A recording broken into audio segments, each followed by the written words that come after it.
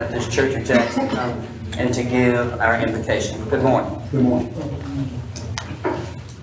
Let us bow our heads to us. Almighty God, our Heavenly Father, we come this morning thanking you for another day. Oh God, we come to the gathering of another year. Grant that we may enter in with humble and grateful heart and confirm our resolution. We may pray unto you to walk closely in your way, labor more faithful in your service according to the teaching and example of your Son, Jesus Christ. Almighty God, we come this morning thanking you that you will give us understanding and inspire our Board of Supervisors and all other elected officials the responsibility of leading this city, this county, and this state. Father God, we ask you in the name of Jesus, just bless them with your Holy Spirit that they will do the right thing. Oh God, and we ask you that you would continue to look down upon your people as we come together, Lord, trying to find ways to serve mankind the way you will have us to do. And oh God, we just ask you right now that this city and this county will prosper according to your will and your purpose.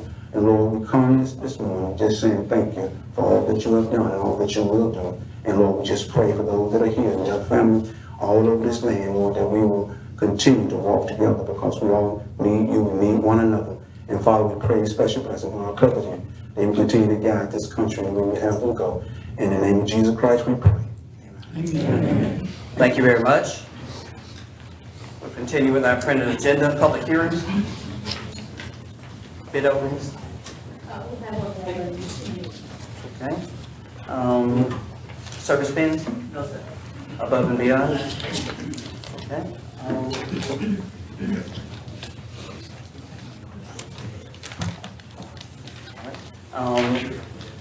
Supervisor Greer?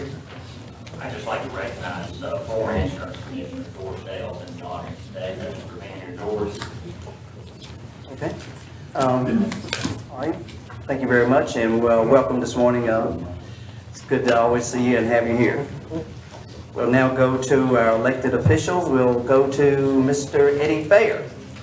Mr. Fair, good morning. Good morning.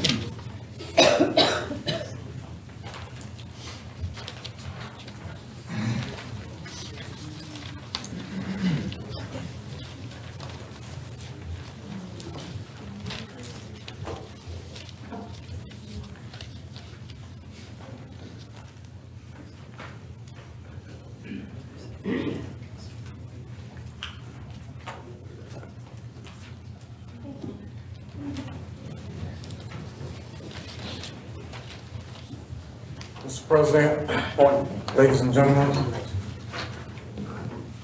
first of all, Happy New Year. I haven't seen you guys since last year. Happy New Year to you. This month, we didn't collect a whole lot in personal property. I think we did somewhere in the neighborhood of about $8,000. But the reason being is because of the fact that this is a height of the tax season, and with that in mind, we only have 2 people in real estate, so therefore we spend most of our time in real property. In real property, we did collect 43 million. So the 8,000, we kind of sacrificed a little bit. I hope you all are going to have that 43 million. Okay. All right. Go ahead. With our 8,000 that we did collect, it was 3,000 that we had for previous years of 2007 through 2011. $4,630 was for the 2012 delinquencies. At the close of 2013, we collected a total of $842,756. The final collection for 2013, just showing how we have been working with the Sheriff's Department and Deputy Nate Ross, we did a delinquency and beginning of a seizure on New Year's Eve for Clark's Cleaners at 9:30 a.m. for a delinquent payment of $1,900. He went down to Clark's Cleaners and did the starting process of a seizure, which is basically doing the red tape around the building, and we had numerous calls to our office for the delinquent payments, people just trying to see why they couldn't get their clothes out of the cleaners. And like I said, this is the payment that needed to be paid, and it was 365 days delinquent. By 1 o'clock, they had came and made their payment in full. So this is just a prime example of the delinquencies and us working with the sheriff's department. That's something that I couldn't have done on my own. Okay, And that was our last one of 2013. But we expect to do more of these for 2014. And us working with the sheriff's department, me making my calls and them going out checking the companies that we think that are closed, them going to see that they either have moved or, they see that they have closed up 268 of them between our list of the 7,400. We see that are closed, and we have reported those to the tax assessor's office. So out of the 7,400, 268, which is 4%, we think are closed out of our list. okay. Questions from the board? Okay, Mr. Fair, look like you're starting the new year off with all the good foot there, and we really appreciate you. No questions from the board. We really appreciate the report, and keep those good reports coming. Thank you, sir. Thank you very much. We'll now go to the Honorable Judge Winston Kidd.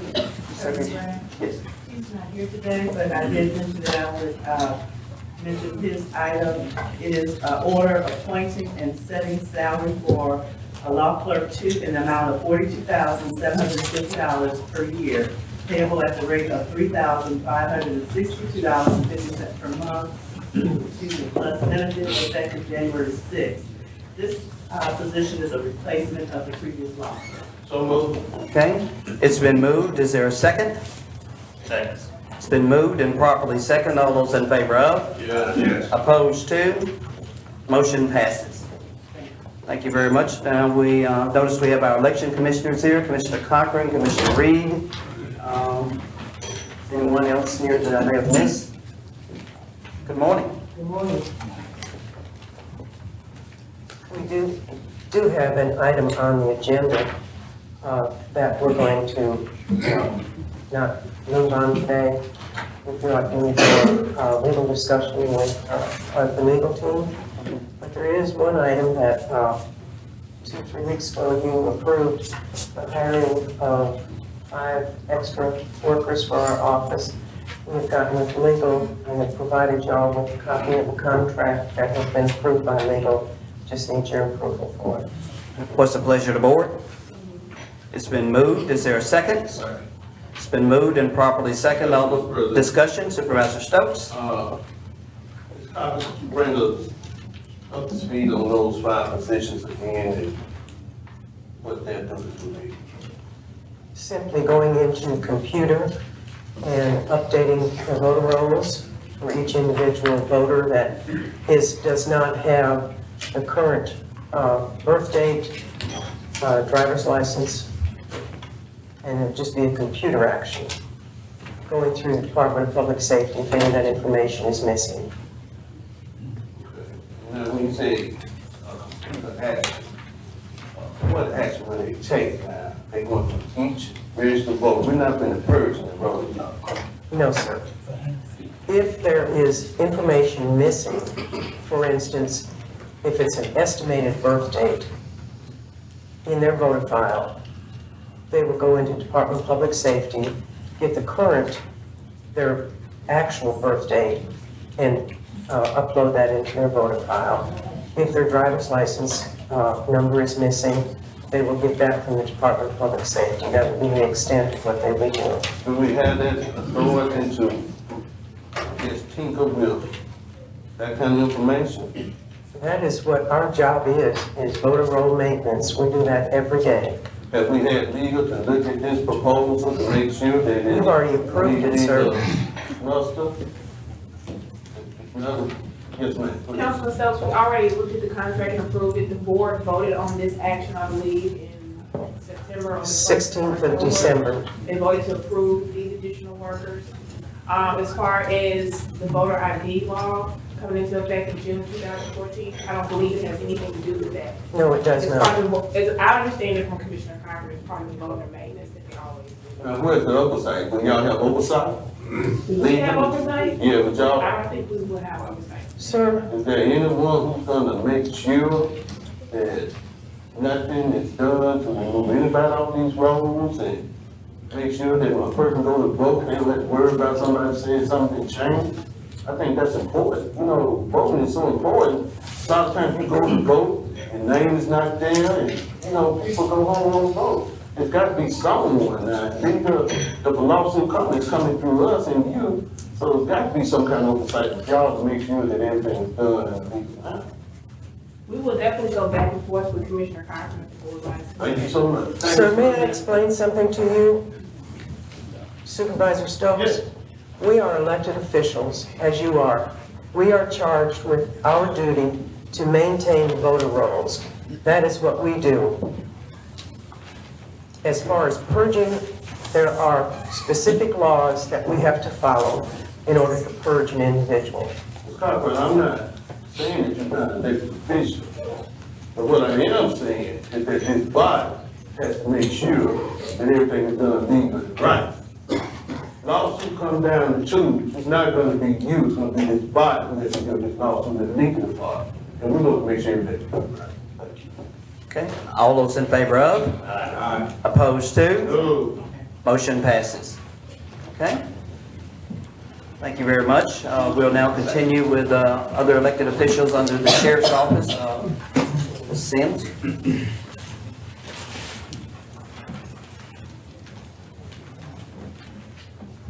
Happy New Year, Board New Year. Supervisors, Board President. Thank you. Here today on behalf of the Sheriff's Office, asking for approval for the purchase of a 2014 Dodge 1500 Crew Cab in the amount of $28,454. This is the state contract price. Additionally, this vehicle will be purchased with cleared drug seizure funds. So this is coming out of the drug seizure fund account. Okay, Seized drugs fund. what's the pleasure of the board? It's been moved. Is there a second? It's been moved and properly second. All those in favor of? Yeah. Opposed to? Motion passes. And I just wanted to remind the board that I am registered at Babies R Us. Okay. We'll definitely keep that in mind. Good luck, Mr. President. Yeah, but we didn't make a motion, that's correct. We have several other elected officials. We have the entire constable for Hinds County here, I believe. You would gentlemen come to the front? It's your issue?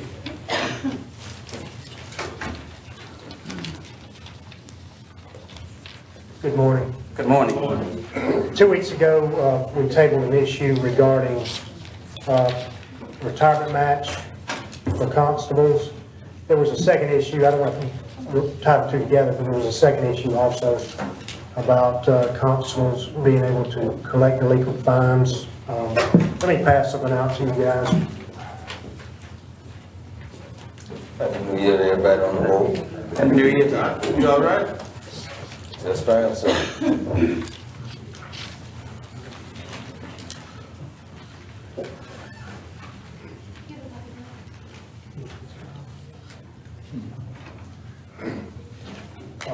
Back in 2011, we came before the board and asked for a local and private bill on retirement match, and we got it passed unanimously, but it ended up failing in legislation. But this year, Senate Bill 2405 allows for county boards of supervisors to match retirement. What that is at present time, the constable, after expenses, is going to pay 24 3/4, is that right? 24 3/4, let me check my numbers. 24 3/4% to retirement without any employer match.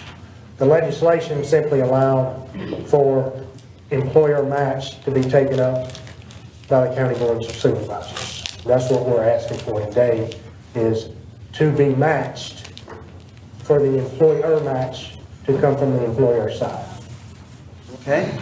What's the pleasure of the board? It's been moved. Is there a second? Second. It's been moved and properly second. Discussion?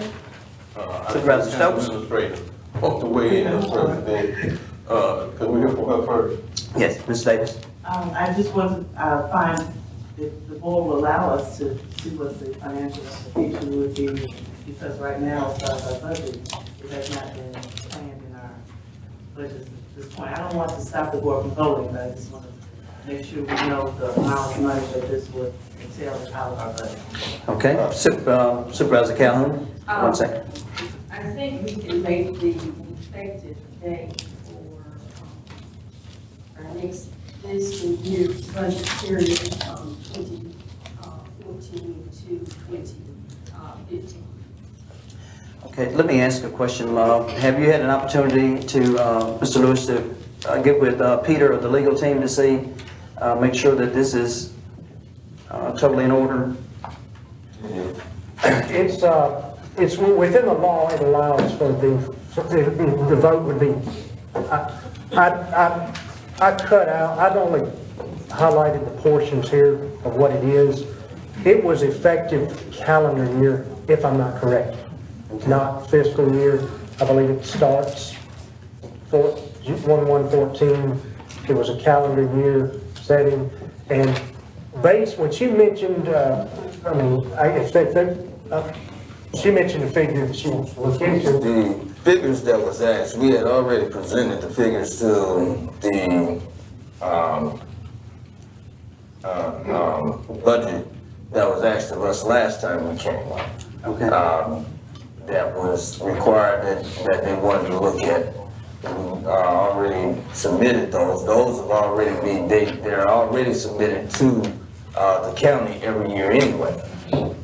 So I don't understand why we would have to resubmit or why other figures would be asked of. Okay, Peter? I've not spoken with these gentlemen, but I would like to remind the board and inform the two new members, you are currently in litigation over this issue, I believe. And you have indeed hired outside counsel, Bob Owens Law Firm, to litigate, if not this exact issue, a similar issue. And you need to keep that in mind. May want to look at whether you grant this motion, how that might resolve the other litigation that you're paying for. Just putting that out there. Okay, Supervisor Stokes? Could we hold this out to the next meeting and give legal and constables and Bob Owens a chance to kind of meet and talk and find out how we can do this? And I think what they're saying, it might end the lawsuit, but at least we'll have an idea of where we at. Ms. Wood said no one talking to her, and we don't want to prove this and they don't have any money to enact it. Okay, Supervisor Calhoun? Yes, I have a concern in that, we were in litigation, certainly, it must have been some years ago, and I've forgotten about why we were in litigation. Because if the law states that this will remain by the benefits, then I'm certainly willing to buy the benefits. The only other concern that I have also is that we operate on a fiscal year budget rather than a calendar year budget. And certainly, with the time being passed when we first approved our 2013-2014 budget, the funds are not available. Matter of fact, you'll find out later on that funds are not available for a number of priority emergency items that will represent challenges for this board for the fiscal year 2014. I do support your request, and again, I'm willing to delay taking action, but this is the second time the subject matter came up last year, and the subject matter came up again. Just to note, the legal action pertains to the damages done to us on a tax form issue. I've been damaged for 18 years on a tax form 1099, which you're looking at $500,000 of damage to constables because the wrong tax form was given to us. This has nothing to do with that issue. I didn't think so, that's why. It's a totally separate issue. It happened many years ago for me not to recall this battle. As a matter of fact, I think you all fought for legislation, what it's been about, how many years? Multiple years, but it's finally passed, yes. Okay. Is it the pleasure of the board to hold this issue until the legal team and finance and the county administrator look at the item, or what's the pleasure of the board? It is also my desires to support you in your efforts, but at least let us get the You clear got answer on that. 2 weeks? And we'll hold it until the next board meeting, until the our legal team and the financial teams have the opportunity to look it over. Okay, can I take up a second issue with you real quick? Yeah, hold 1 second. We go with Supervisor Stokes, and then we'll go back to that issue. Mr. President, the bulletproof vest. Until we find out the status of mine, when we make the one, we want to make sure we got the constable some first class bulletproof vest. Now we're hearing that the vest will not stop those bullets. Have we corrected that measure? Well, we certainly need to confirm the type of vest that the constables need and the cost, and it may be more than the budgeted amount that the board approves. If so, then we would need the board to approve adjust the amount of the vest allowed. Okay, before we go any further, let me make sure that we whip the person that I think, you withdraw your motion, you withdraw your second? Withdraw my second. Okay, so that makes it appropriate there, Ms. Carr. Okay, Supervisor Greer? I was just curious as to the cost of the vests. What, the ones that you that cost down. I believe the board approved about $600 per vest, and I would like to confirm with the constables the type of vest they would like, so we can make sure we get. During that vest meeting, there was $1,000. I wasn't at the meeting, but my understanding, $1,000 is voted to be allowed towards a vest. But somehow we got budgeted for $600 some odd dollars, which limited the constables to a specific vest at maybe Mid-South uniform, a type 2, he says, instead of type 3. So that was simply the issue. I myself found a $1,200 one I was willing to fork out $200 out of my pocket to take. But in addition to the $1,000, but that was the issue, was the amount that got budgeted. It was, in our budget, is a little over $600 and not $1,000.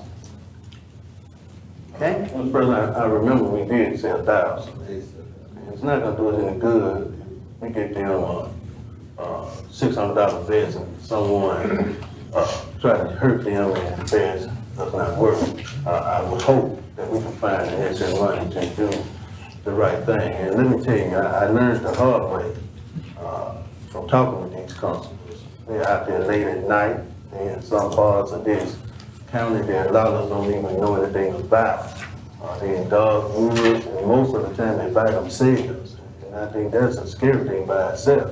You know, backup, it's not like you call a police officer or a sheriff, they got backup. In most cases, there's no backup for these constables. So again, I would hope that we would get them the right vest to make sure that they'll save like other people in law enforcement. They won't go home to their families at the end of the day like everyone else in law enforcement. So I think the right thing to do is make sure we get the proper vest. And I think we can look it up from the clerk's office to see what the original motion was. I think it was $1,000. And then let's do the right thing with these constables. Thank you, Mr. President. I think what I'm hearing is that we want to prioritize this issue, and we want this to make it a high priority for the board. Okay? Ms. Davis? I believe the additional amount will be $2,000. The board would like to go ahead and increase or approve additional $2,000 for the vest.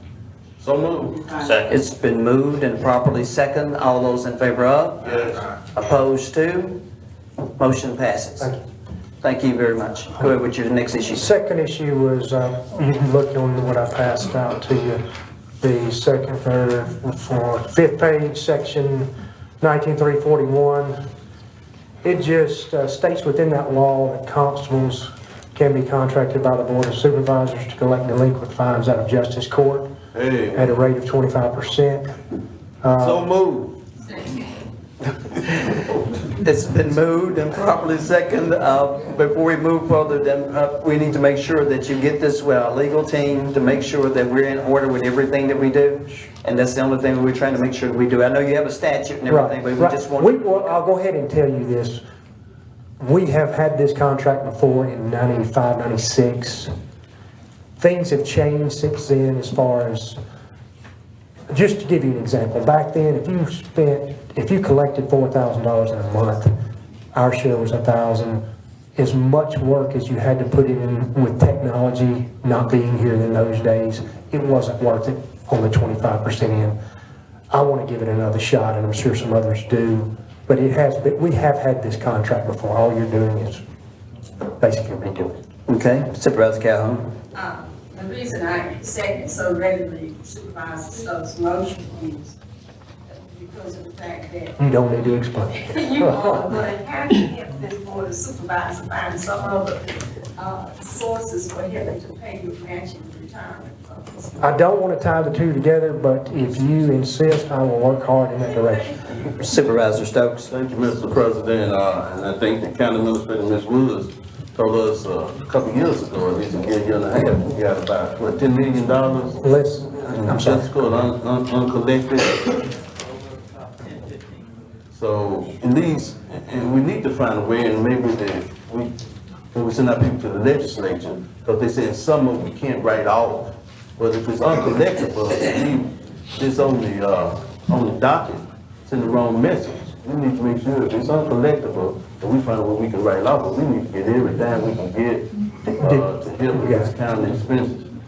Are we tabling this issue for 2 weeks for legal advice, or what are we doing here? Oh, we vote. No, we're voting. Okay, We good, just want to make because- sure that the legal team looks at this to make sure that You they got bring it. it back recommendation that it is okay. I guess they would draft the contract. Correct. Okay. All those in favor of? Yeah. Opposed to? Motion passes. We just want to make sure that everything passes legal muster. Thank you very much. Okay, we notice we have another elected official.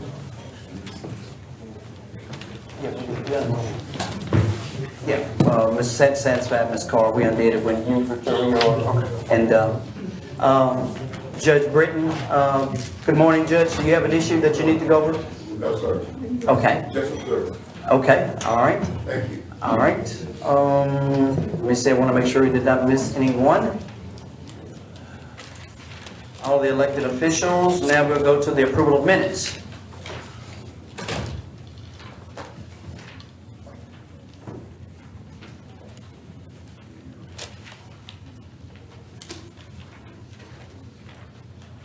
Good morning, Mr. President, members of the board. We have the minutes of December 16, 2013, and December 23, 2013 for your approval. What's the pleasure of the board? So moved. It's been moved. Is there a second? Second. It's been moved and properly second. All those in favor of? Opposed to? No. Motion passes. Thank you very much. Moving on to your claims. We apologize for the lateness of sending out your claims docket last week. We were a little short-staffed in the accounting department, but we did get it to you, even though it's a little late. The first item in your packet is a schedule of an interfund advance repay. This is repaid to the general county fund from catalog of federal domestic assistance grant number 200.6600, which is your occupant protection grant. This was in the amount of $15,000, and we request to repay that at this time. So moved. It's been moved. Is there a second? Second. It's been moved and properly second. All those in favor of? Yes. Opposed to? Motion passes. Thank you very much. The next item is also a schedule of an interfund advance to be repaid. This one is repaid to the Series 2007 B taxable GO bond fund from the Byron Clinton Norwell Road Corridor Fund. This is several advances that were made in last fiscal year. The total is $1,435,000. What's the, I'm sorry? Repay. This is a repayment, yes, sir. okay, what's the pleasure of the board? It's been moved. Is there a second? Second. It's been moved and properly second. All those in favor of? Opposed to? Not voting, Mr. President. One not voting. Motion passes. Thank you very much. The next item in your packet is a schedule of an interfund advance. This is an advance to catalog of federal domestic assistance grant number 97.067, your Homeland Security grants, and this is in the amount of $5,000. It's the pleasure of the board. So moved. Second. It's been moved and properly second. All those in favor of? Opposed to? Not voting, Mr. President. One not voting. Motion passes. Thank you very much. The next item is also a schedule of an interfund advance. This is to catalog of federal domestic assistance grant number 16.738, your JAG and JET grants. And this is again from the general county fund in the amount of $10,000. It's a pleasure of the board. It's been moved. Is there a second? Second. It's been moved and properly second. All those in favor of? Opposed to? Not voting, Mr. President. One not voting, motion passes. Thank you very much. The next item is the schedule of an interfund transfer. This is a transfer to the Road Maintenance and Construction Fund from the Series 2007A Tax Exempt GO Bond Fund. This is in the amount of $16,983.79. This is for the Jim Hill School track resurfacing in District 5. What's the pleasure? It's been moved. It's been moved and properly second. All those in favor of? Yes. Opposed to? No. Motion passes. Thank you very much. The next item is also a schedule of an interfund transfer. This is again to the Road Maintenance and Construction Fund from the Series 2007A Tax Exempt GO Bond Fund. This is in the amount of $8,220.27. This is for the Johnson Elementary Walking Trail in District 5. It's been moved. Is there a second? It's been moved and properly second. All those in favor of? Opposed to? No. Motion passes. Okay. Thank you very much. We have one special claim this morning. This is to First Security Bank. It is in the amount of $7,533.75. This is the interest payment that is due on your Series 2011 bonds, and it is due January 15th. What's the pleasure of the board? So moved. It's been moved. Is there a second? Second. It's been moved and properly second. All those in favor of? Yes. Opposed to? Motion passes. Thank you very much. Your claims this morning are claim numbers 1,325 through 1,665. There are a couple of claims of interest. The first of those, I believe Mr. Recorder will want to be recused from, and that is claim number 1,520 to Watkins and Isham Recorder, and that is in the amount of $4,796, and that's for the Youth Court Support Grant. Just 1 second. 30 seconds. You're recusing yourself, correct? Correct. Mr. Recorder? Yes. Okay. What's the pleasure of the board? So moved. It's been moved. Is there a second? I'll second. It's been moved and properly second. All those in favor of? Aye. Opposed to? Motion passes. Thank you very much. Okay, continue, Brenda. And the next one, Mr. Graham, I believe you want to be recused from, it's Lisa Ross. Okay. Let me wait until Mr. McQuaid comes back in. I need to wait until Supervisor Stokes get back. So take that one at the bottom of the list, and then we'll come back to that one. Okay, the next, we're moving on to your claims over $100,000 this morning, and that, the first of those is claim number 1,337, and it is to United Healthcare JP Morgan Chase in the amount of $581,953.34. And this is for health insurance for county employees and county retirees. Okay, what's the pleasure of the board? It's been moved. Is there a second? It's been moved and properly second. All those in favor of? Yes. Opposed to? Motion passes. Thank you very much. You want to take Lisa Ross at this point? We wait till they get to the bottom of it, and then we'll do that. Your other claims over $100,000 this morning are claim numbers 1,459 to the Mississippi State Treasurer in the amount of $126,146.50. This is their tax settlement for various court fees. Claim number 1,467 is to AT&T in the amount of $129,154.16. That is for 911 telephone service. Claim number 1,618 is to the Mississippi Public Entities Workers' Compensation Group. It is in the amount of $211,336.25. That is your quarterly payment for workers' comp. And claim number 1,646 is to Waste Pro Jackson in the amount of $181,589.63. And that is your residential garbage collection for December. Okay, what's the pleasure of the board? So moved. It's been moved. Is there a second? It's been moved and properly second. All those in favor of? Opposed to? No. Motion passes. Thank you very much. Moving back to the other claim of interest, and that is for Lisa Ross. And we will, Okay, Doug, this is claim number 1,625. It is in the amount of $8,341.50. Pleasure of the board. So moved. Second, it's been moved and properly second. Discussion. Hearing none, all in favor? Aye. Opposed? Motion passed 4-0.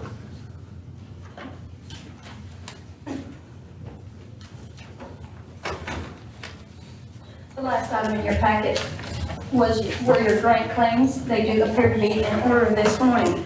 Your claim numbers are 1,325 through 1,665, less claim numbers 1,337, 1,459, 1,467, 1,520, 1,618, 1,625, 1,646, which you have already handled.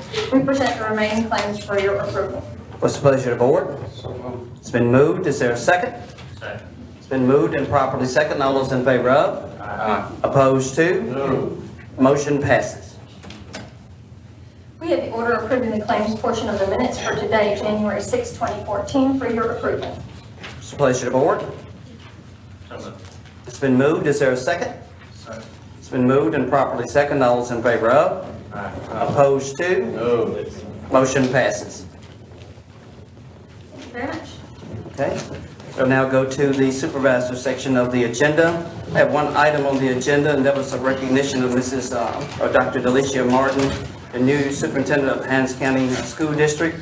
She's in a board meeting and was unable to attend this morning, but she will be here at the next board meeting, so I will hold that particular item until the next board meeting to welcome her to Hinds County, the new superintendent of Hinds County Public Schools. From that, we'll go directly to The new superintendent, now, she started in January. Yes. Now, the issue of, we had the state here, and we're talking about Jackson Public Schools. There was two, county schools, that if they fail the state test, this year will be the third time spelling. And the possibility being would be the state taking over all the county schools. Can we get her to, when she comes, to kind of talk to us about that? I know she won't have a lot of time to try to prepare those two fellow schools, but I think the issue is turned to whether one school fails to take over that one school, or to take over the whole school district. And I think the young lady from the state said they took it. Okay, I will make sure that she's able to address that issue when she comes the next board meeting. Thank you, sir. Thank you. We'll now go to the Honorable Mr. Dale McQuaid of District 2. Thank you, Mr. President. I'm not sure if she's here or not, Mrs. Allison Washington. We have a request from their office, the Mississippi Development Authority Division of Tourism, requesting authorization to place on county right-of-way a marker, Mississippi Blues Trail marker for the late Mr. Charlie Patton. And so I'm asking this board to authorize and give permission for them to do that as part of the Blues Trail marker. It's been moved. Is there a second? Second. It's been moved and properly second. All those in favor of? Aye. Opposed to? Motion passes. Okay, continue, please. Number two, we're going to still waiting on some information. We are reviewing contracts currently held by the county and working with the board of attorneys. We're going to hold off on number two for the next meeting. Third item I have is appointment to Hinds County Human Resource Agency of Mrs. Nikki Parker, who is here. I wanted to place her on that board, represent District 2. It's been moved. Is there a second? Second. It's been moved and properly second. All those in favor of? Aye. Opposed to? Motion passes. Is that a replacement of a previous person or someone who's term expired? Replacement previous. Okay, continue, please. For the record, can you get that information to us so we can include it in the minutes? Sure. Okay. Continue. That's all I have. Okay, we'll now go to the Honorable Peggy Calhoun of District 3. Thank you, Mr. President. Before I discuss the item that's listed on the agenda, I have a resolution for ratification. That is a resolution to Mrs. Floor, Marie Calhoun, who expired. And a resolution was presented on behalf of the Board of Supervisors, honoring her life as one whose professional, personal endeavors and community service were beneficial to the community and also inspiration to her colleagues, families, and friends. So I move that we place this resolution in our minutes. It's been moved, it's been moved and properly second. All those in favor of? Yes. Opposed to? Motion passes. Okay, continue please.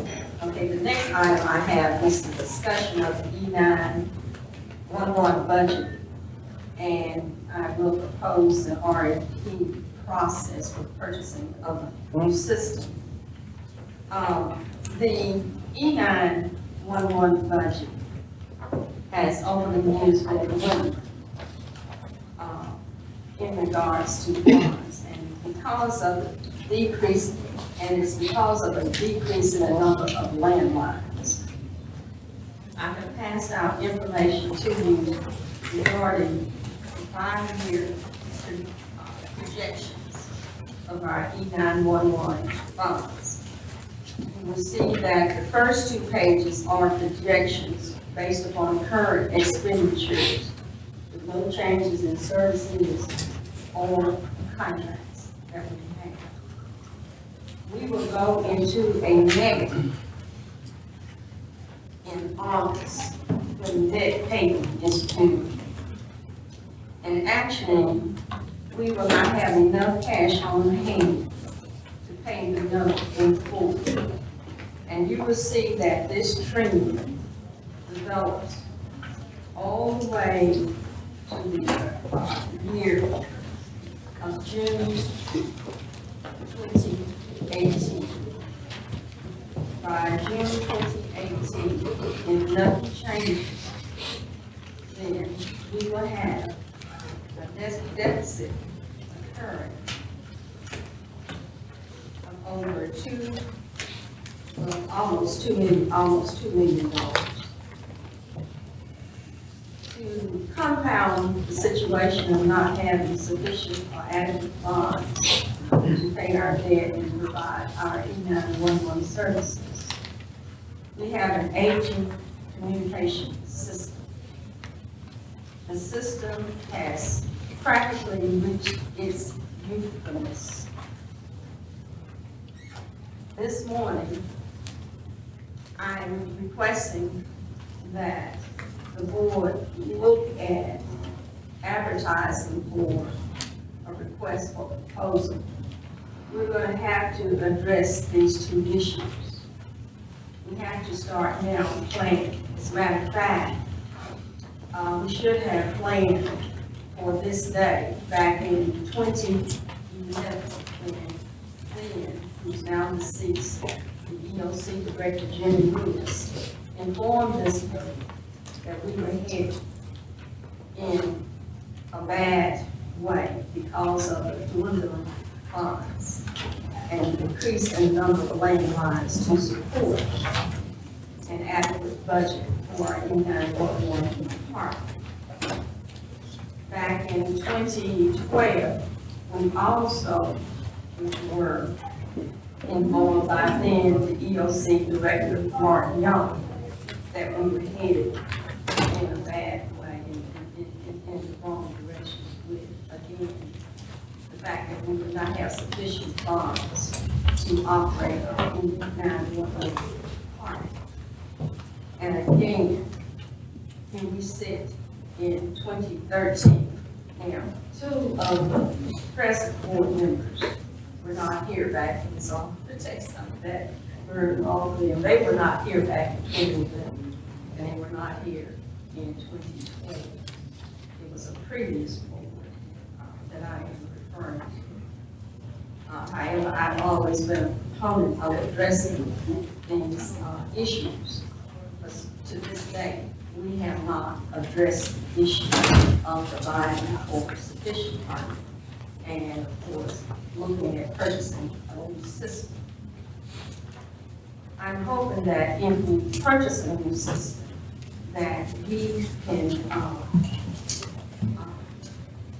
look at plans submitted by the companies that will help us to address or provide us with some type of financial incentive that is affordable to this county in purchasing this system. Over the years, we have maintained the system at approximately $730-some thousand, which almost last me, and we're not the expert, almost enough to have purchased a new system. Joey Perkins is here, our interim EOC director, EOC director is here this morning, and I asked him to look at the situation and come with some recommendations. Mr. Perkins, can you come forward, please, with the recommendation?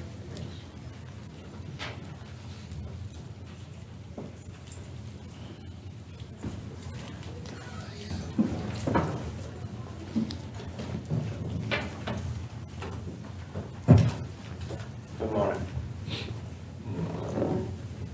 I asked you to provide us with some recommendations that we have to hear.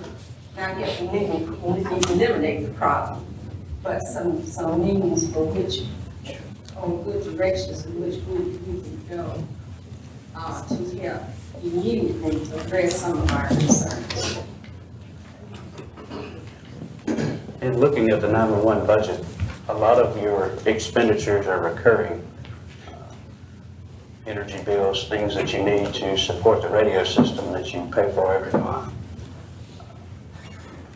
In that, some of that are contracts, there are two contracts. One of them is a site maintenance contract for $122,000 and some change. My recommendation on that would be to cancel that contract. That's something that the EOC staff could perform. There is one duty in there, an issue with the tower lights, that I would have a question about or not be comfortable with. But everything else, the EOC staff, the department could, in my opinion, handle with current employees. It would still cost some money to maintain generators, air conditioners, things of that nature, but it would be at a reduced cost. I wish I could sit here and say what savings would be realized, but there aren't going to be any savings because we're going to be running a deficit. Even with the recommendation that you're making right now, we still will go into a negative. Yes, ma'am. When the annual debt payment is due. So there are no savings realized, and we're still operating in an emergency mode. Yes, ma'am. And you have any other recommendations? Another recommendation on the other maintenance contract would be for the board to create a radio system manager position within the county. Have that person report to the EOC director, would be a salaried employee, to do the job that the contractor's doing. I would say at 10 to 20% of the cost. And how much is that position? What is the estimate? I'm gonna say 35 to 45,000, but it may be slightly higher than that, maybe slightly less. Just probably depends on the qualifications of the person that would be hired. They would have to have, vehicles, some equipment, things like that. There would still be some costs, but we could do it in-house, I believe, for 10 to 20% of what we're spending now.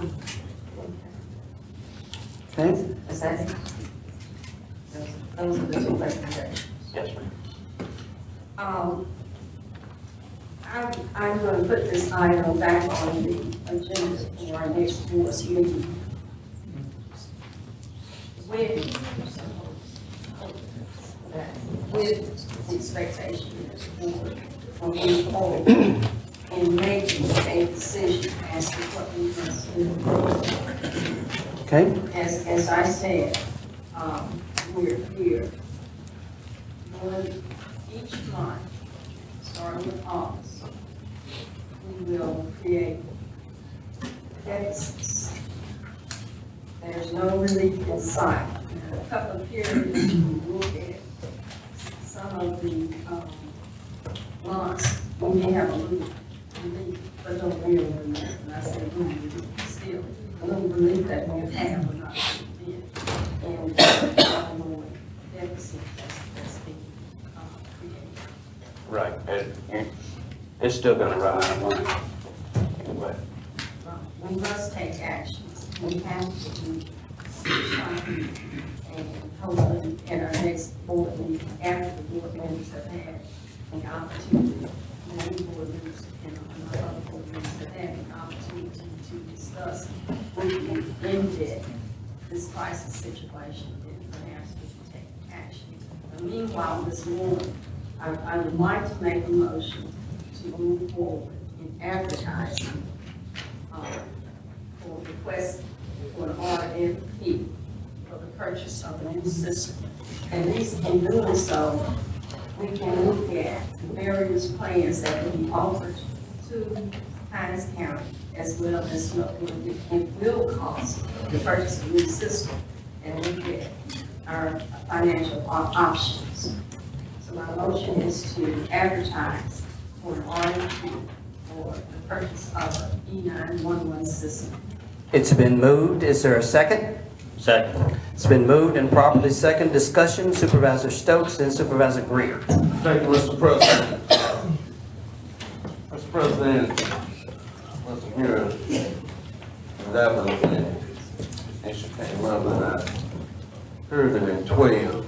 I might be country old fashioned. I believe we need to pay off the system that we have. Once you pay that off, then you get a new system. And I've heard people say, well, this system they never pay it off, and this and that and that and this. I understand technology. As soon as we purchase a new system, it's gonna be out. I believe that right step is what the old folks have done year after year after year. They pay their debts off. Once you pay the debt off, then you look at a new system. But you go get a new system and transfer some debt, you're gonna keep paying over and over again. So I vote no, thank you. Supervisor Greer. Joey, what is the monthly cost? You indicated that this person would be a fraction of the cost. Is this the $67,000 a month that you're saying this person would be responsible? $30,000 a quarter. Right, the first recommendation I had was the $30,511 a quarter for site maintenance. Right. The other one was the radio system maintenance contract. Which is how much a month? It's $70,429.50 a month, and that would be where the employee would replace that. Okay, I have one other question. Go ahead, continue. Carmen, is this the fund, say our? Yes, sir. Okay, but do we have any results from their visit? I haven't heard any more. Haven't heard any more. They came one day and was looking to return, prior to the holiday, and we haven't heard back. We will follow up. I'd like to know what the results are. Supervisor Calhoun, then Supervisor McQuaid. Yes, I would like to state that we will not have sufficient funds, not enough cash on hand to pay debt note in full. That's how serious this situation is. We're not going to be able to pay off any part of the note. And that's why I'm asking this board to again move forward to advertising for RFP. And hopefully we can receive a financial plan that is affordable and consistent with this county to meet its emergency communication needs. Okay, Supervisor McQuaid, then Supervisor Stokes. It would have been great if the constables were still here, as well as a lot of representatives from the Sheriff Department, Police Department, people who understand and realize emergency equipment and the operations of communication equipment, that becomes their lifeline. And they risk their lives and put their lives in jeopardy based off of the training and the equipment that they have. And when it comes to that type of equipment, you can't wait until it breaks down and then decide we need to do something about it. You have to make sure you can maintain that equipment at all times. It's not like your radio or your TV at home, you're just gonna be inconvenienced. If you're in the middle of a house fire, if you're in the middle of a storm, if you're in the middle of a robbery or something, or someone's life is in danger, you don't have time to wait to decide if the equipment is gonna work. You have to have confidence in knowing that it works. Now, the dilemma that we find ourselves in, that this equipment is extremely expensive, and it is very expensive to maintain and to keep up to date with. Obviously, my vote in support is to move forward with it. Again, as of August, the E911 fund will be a negative $153,000 as of 8 months from now. And we know we can't get this thing in place within 8 months from the day that we make a decision. We're looking at 10 to 12, 16 months getting a new system in place. So based off of that and based off of my background and knowledge of it, we do have to. It's not a matter of do we want to. We have to do something about it. It's not a if and but we have to do something to address the radio communication system. Supervisor Stokes. Thank you, Mr. President. President, when I say we need to pay it off, I'm not saying a lump sum. I'm saying that automobile paid out what we lost in those cases. We get enough. Now, I hear that this system is no good, it's outdated, it's not gonna work, but it keeps working. Ms. Woods, how long do we have left to pay the system off? We will go through, the last payments all the same. So that's 3 more years. Now, again, I've heard everything from, we're gonna go out and people tell us about the new system, and we're gonna find a way to pay for this new system, but we're gonna merge the debt that we already have, they keep saying. Now, if you keep merging debt, you'll never get out of debt. You got to pay it off. Now, if this system is that bad, then we need to bring some people here to tell us. I'm not talking about people looking to make some money. I bet you go get any company, whether it's Motorola or whoever else. I'm not an expert in this. But if they're gonna make millions of dollars, I'm gonna come here and tell you it's gonna fall down today too. That's their business, that's how they make money. But you got to stay like the old people taught us, pay the debt off, then look at something else. And that's what I look for. Thank you, Mr. President. Supervisor. Finally, before the young man left, could we get a copy of this information you gave us? Do you have copies for us? I just passed it. No, I'm not talking about the monetary. He made some suggestions and everything else, and I think it's important that we have copies of it. I can put it on paper for you. You don't have where did you speak from? Did you have it written down anywhere? No, sir. Thank you, Mr. President. Supervisor Calhoun. Yes, sir.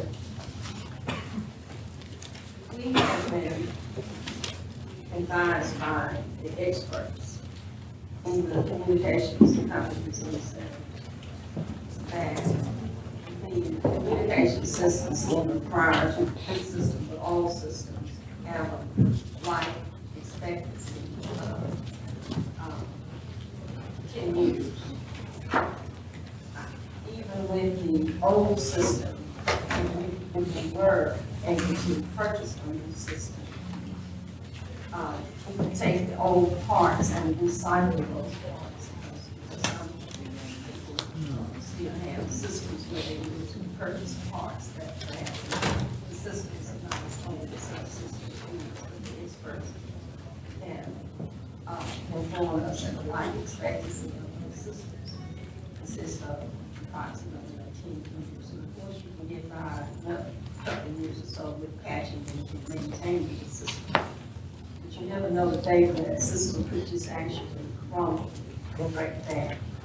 And I would hate to see this board sit to 2017 to wait to see if such will happen. We need to begin to start acting and planning for the future safety of our communities and our law enforcement and first responders. So I think it's going to be very positive if I take action to at least look at some requests for proposals. Now, I have not seen from the company that is currently providing us with maintenance services, I have yet to see an insurance policy that covers the liability of this company if this company should cause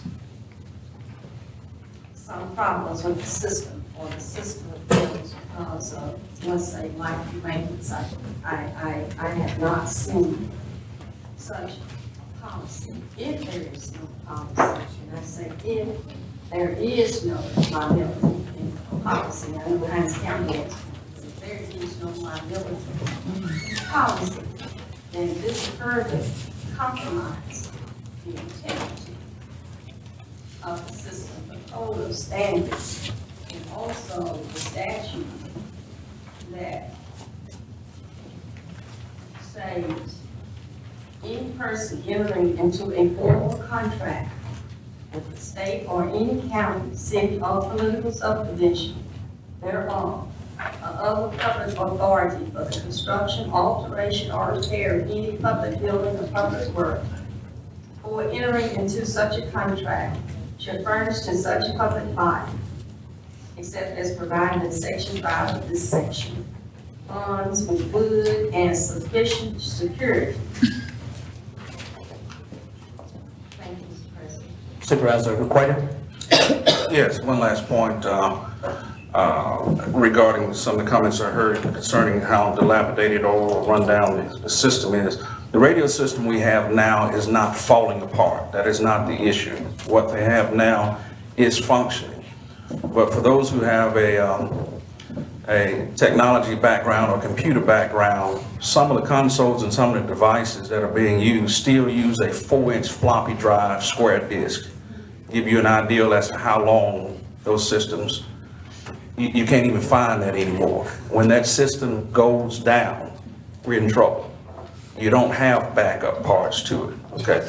But to operate it, it's going right now, that's fine. You can't wait until a system goes down to start planning for the future or planning for additional things that may happen. And so I don't want to leave here thinking that, you know, all the towers are falling down, nobody radio work.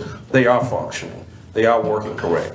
But the problem is when they start going down now, the manufacturer do not make the replacement part. They have discontinued the parts.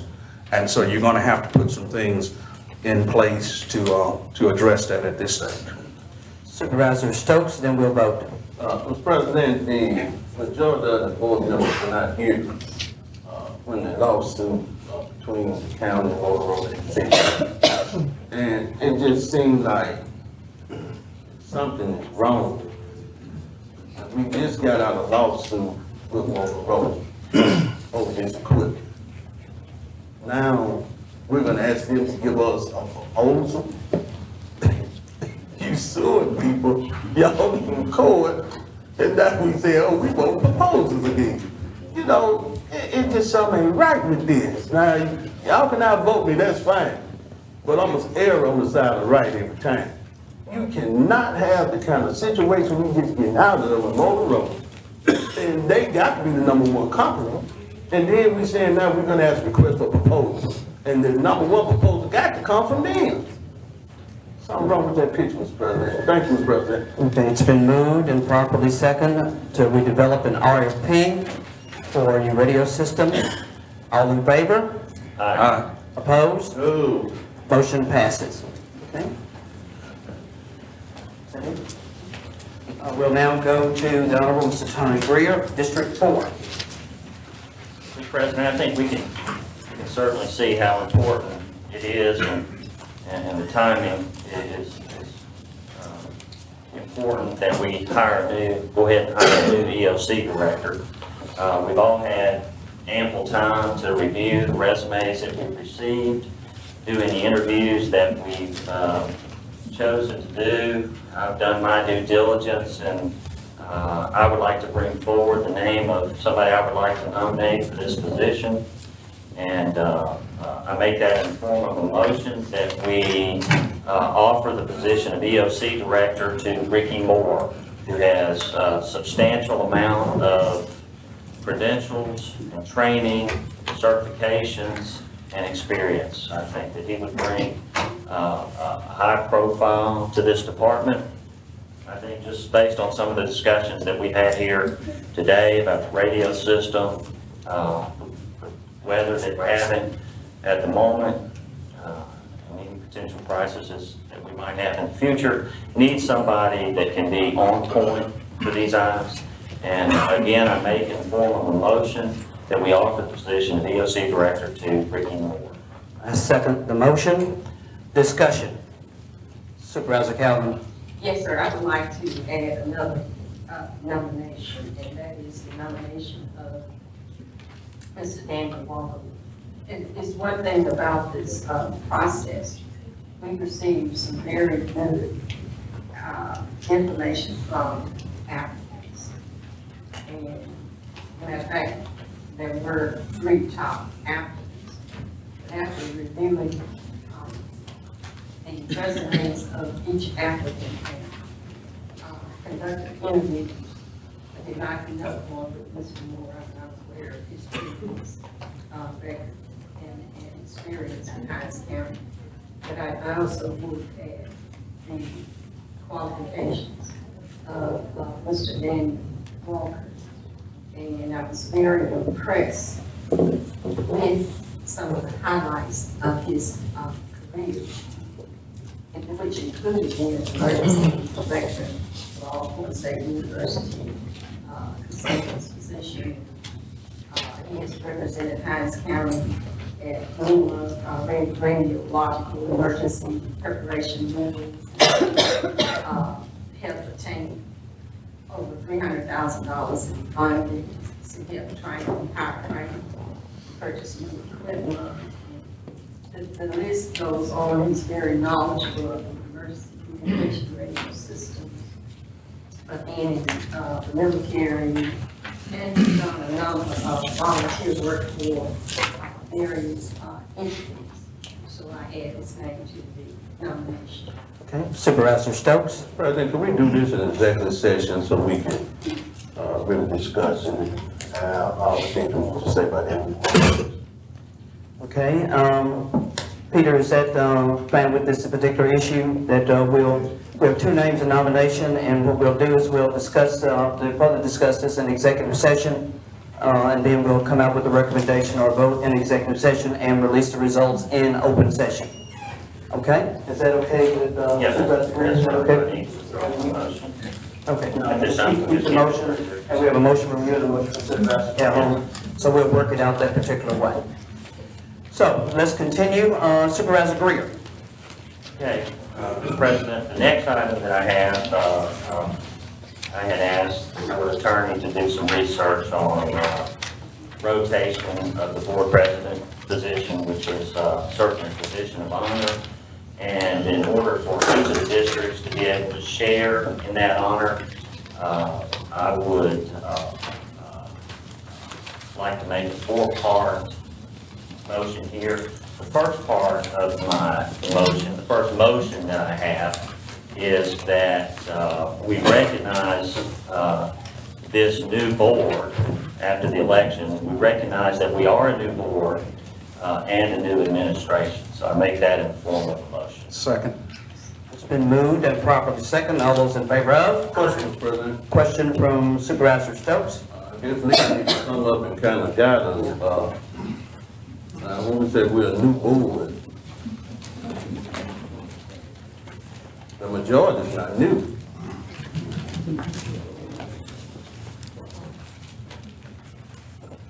Supervisor Stokes, I provided a memo to the board last week.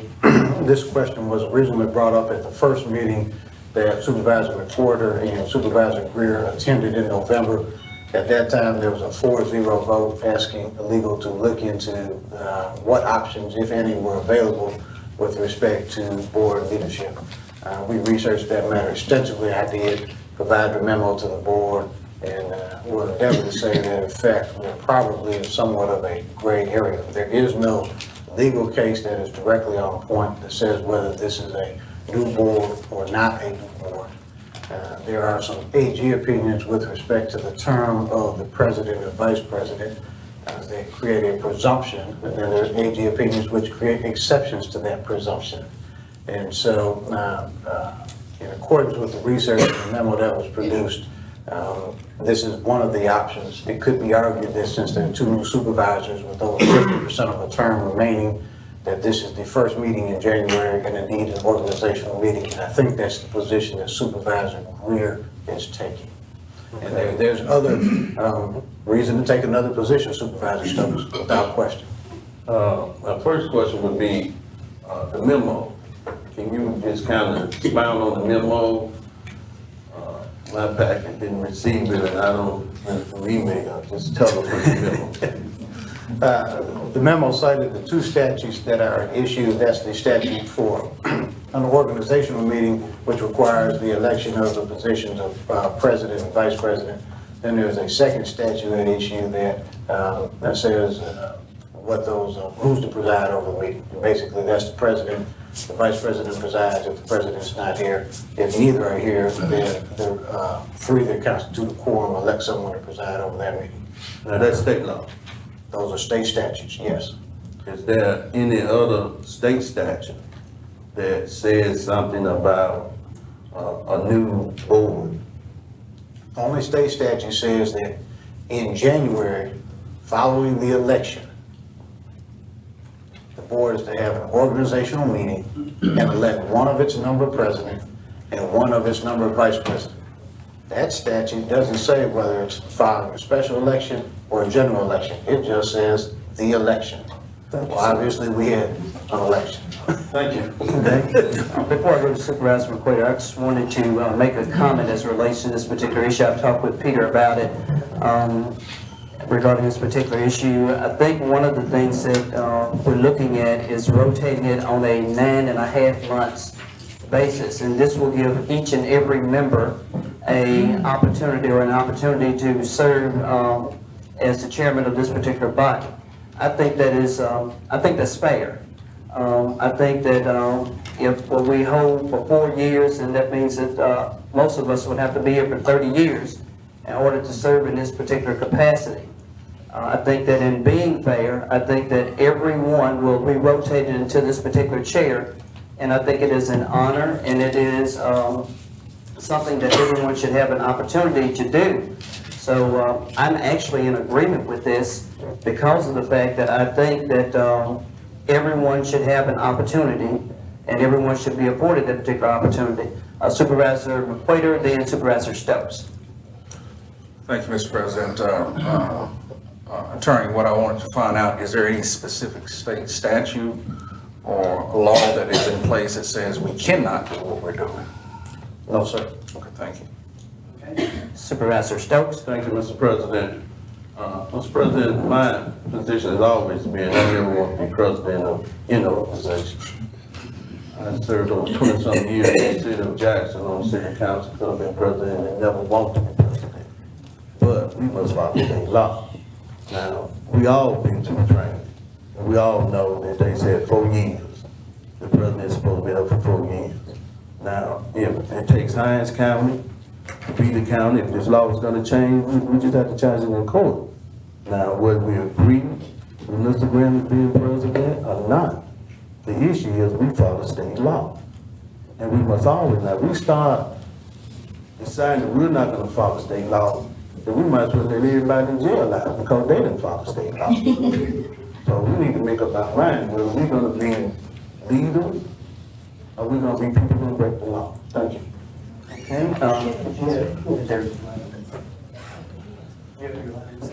Okay, Supervisor Calhoun.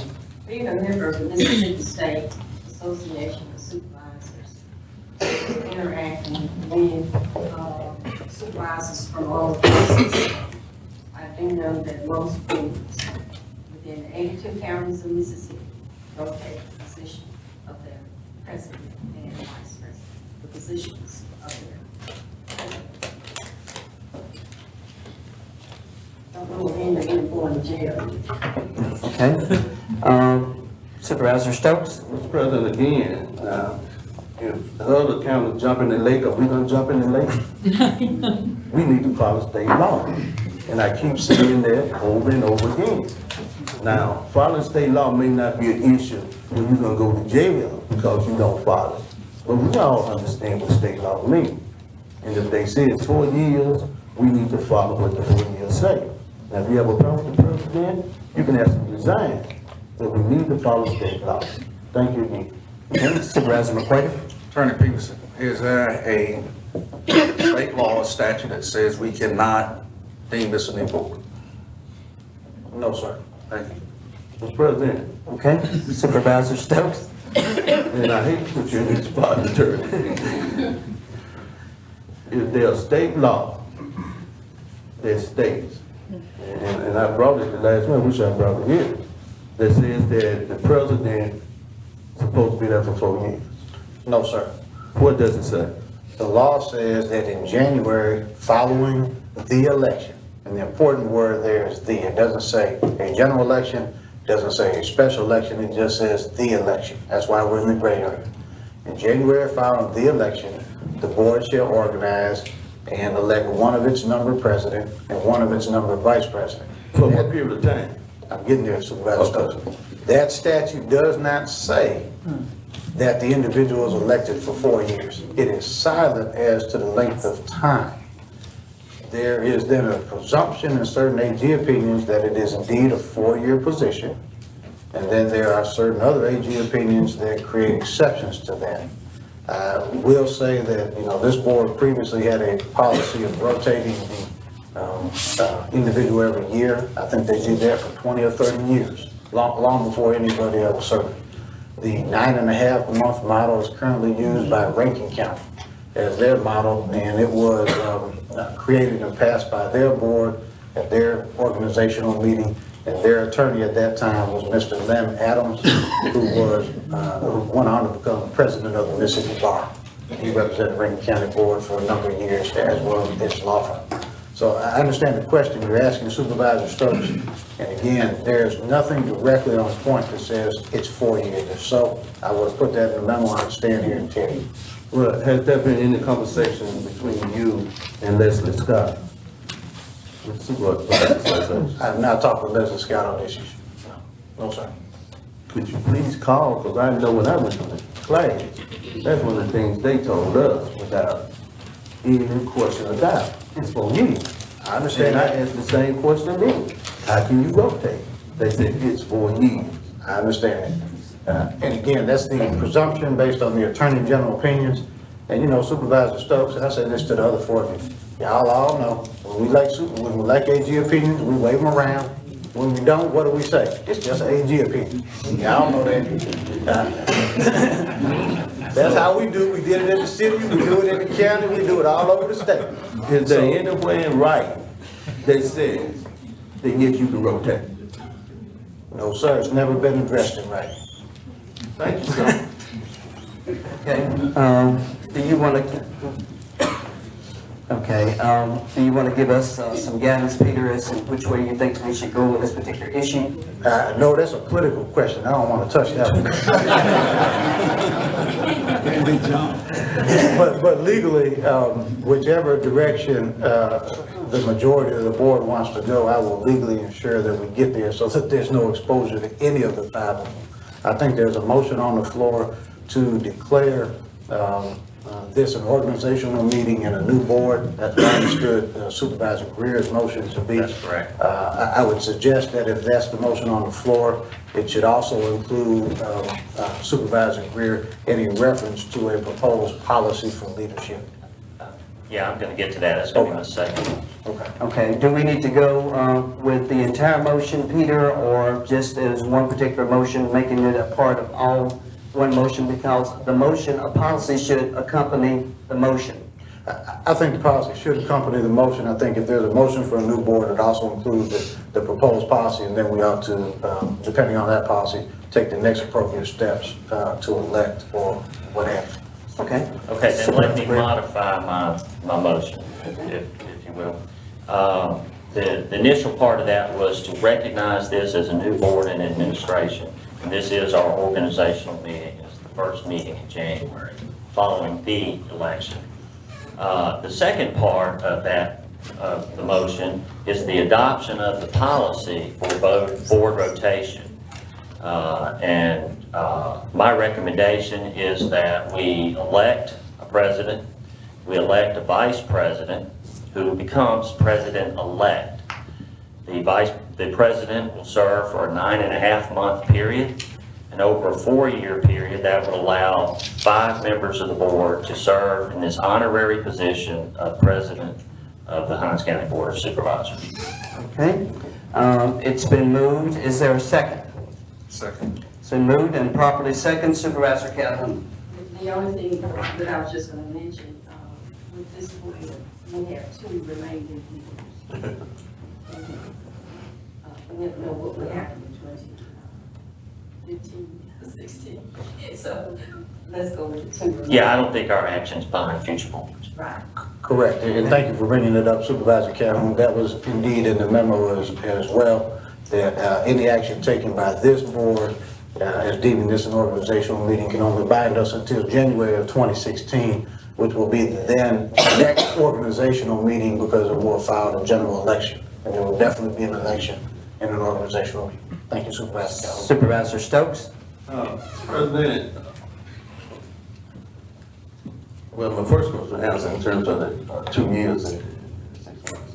Now, we're gonna follow Rankin County. Do 9.5 months because Rankin County is doing it. Now, come on, when did Hinds County become the stepchild to Rankin County? You know, that makes no sense to anybody. Thank you, Mr. President. Okay, all right, okay. It's been moved and properly second. All those in favor of? Aye. Opposed to? No. Motion passes. All right, Mr. President, the next part of this will be the election of the president to lead us for the next 9.5 months. I put the name of Supervisor Darrell McWhirter out there as my recommendation. Second. It's been moved and properly second. All those in favor of? Opposed to? No. Motion passes. Okay? Mr. President, my recommendation for the vice president, who then becomes the president-elect after the 9.5-month period is over, would be Supervisor Peggy Geller. Second. It's been moved and properly second. All those in favor of? Aye. Opposed to? No. Motion passes. Okay? Question, Mr. President. Questions, Mr. President? Now, this is challenge, Mr. President. I guess I'm asking legal, because any vote that we take, and if this is illegal, what's going on, then how would that affect anything that comes before this body? Well, that's a very good question, Supervisor Stokes. And fortunately, I think this is one of the rare times where your vote carries very little practical weight. The position of president, and even that of vice president, is largely ceremonial. In other words, the president presides over the board meeting pursuant to Robert's Rules of Order. And if the president is absent, the vice president does. However, this wouldn't affect the validity of any vote taken. In other words, you still vote as a body to pay claims, issue RFPs, award contracts, et cetera, and whomever occupies the seat of president, it's the seat that signs those upon a proper vote, not the individual. Well, So that's what you I'm don't have to worry about liability for continuing to do your work as a supervisor if this is indeed challenged and set aside. Well, that's what I'm saying. The president signs all the paperwork. Correct. Now, if this is illegal, this president is signing all this paperwork, then is that not illegal? No, sir, it's not.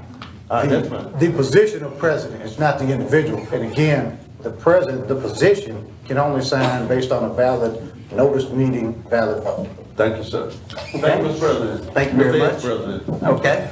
I'd like to give the new president and vice president a hand for being elected. Thank you. And I'd like to say that it is an honor, has been an honor doing this particular position. And I do think that everyone needs to have an opportunity to sit in this particular chair to find out exactly what's going on and the responsibilities and the duties. And I will do whatever I can to make sure that I assist you in whatever way that you need to. Okay? Supervisor Greer, continue. That's all. All right, we'll now go to the Honorable Mr. Kenneth Stokes. Thank you, Mr. President. Mr. President, I want to start off first with Atmos Energy, and we have Mr. Leslie here from Atmos Energy. Mr. Leslie, please. Mr. Leslie, I have two concerns. The first concern is that in certain parts of rural Hinds County, the citizens out there, they're concerned that they're on, I guess, propane for gas. And a lot of the citizens would really rather have, I guess, natural gas.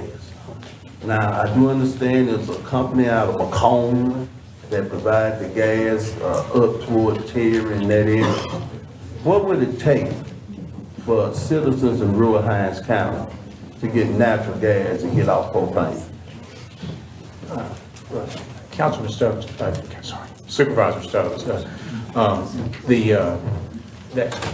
the way Mississippi determines areas for gas service or propane service, we have certified areas.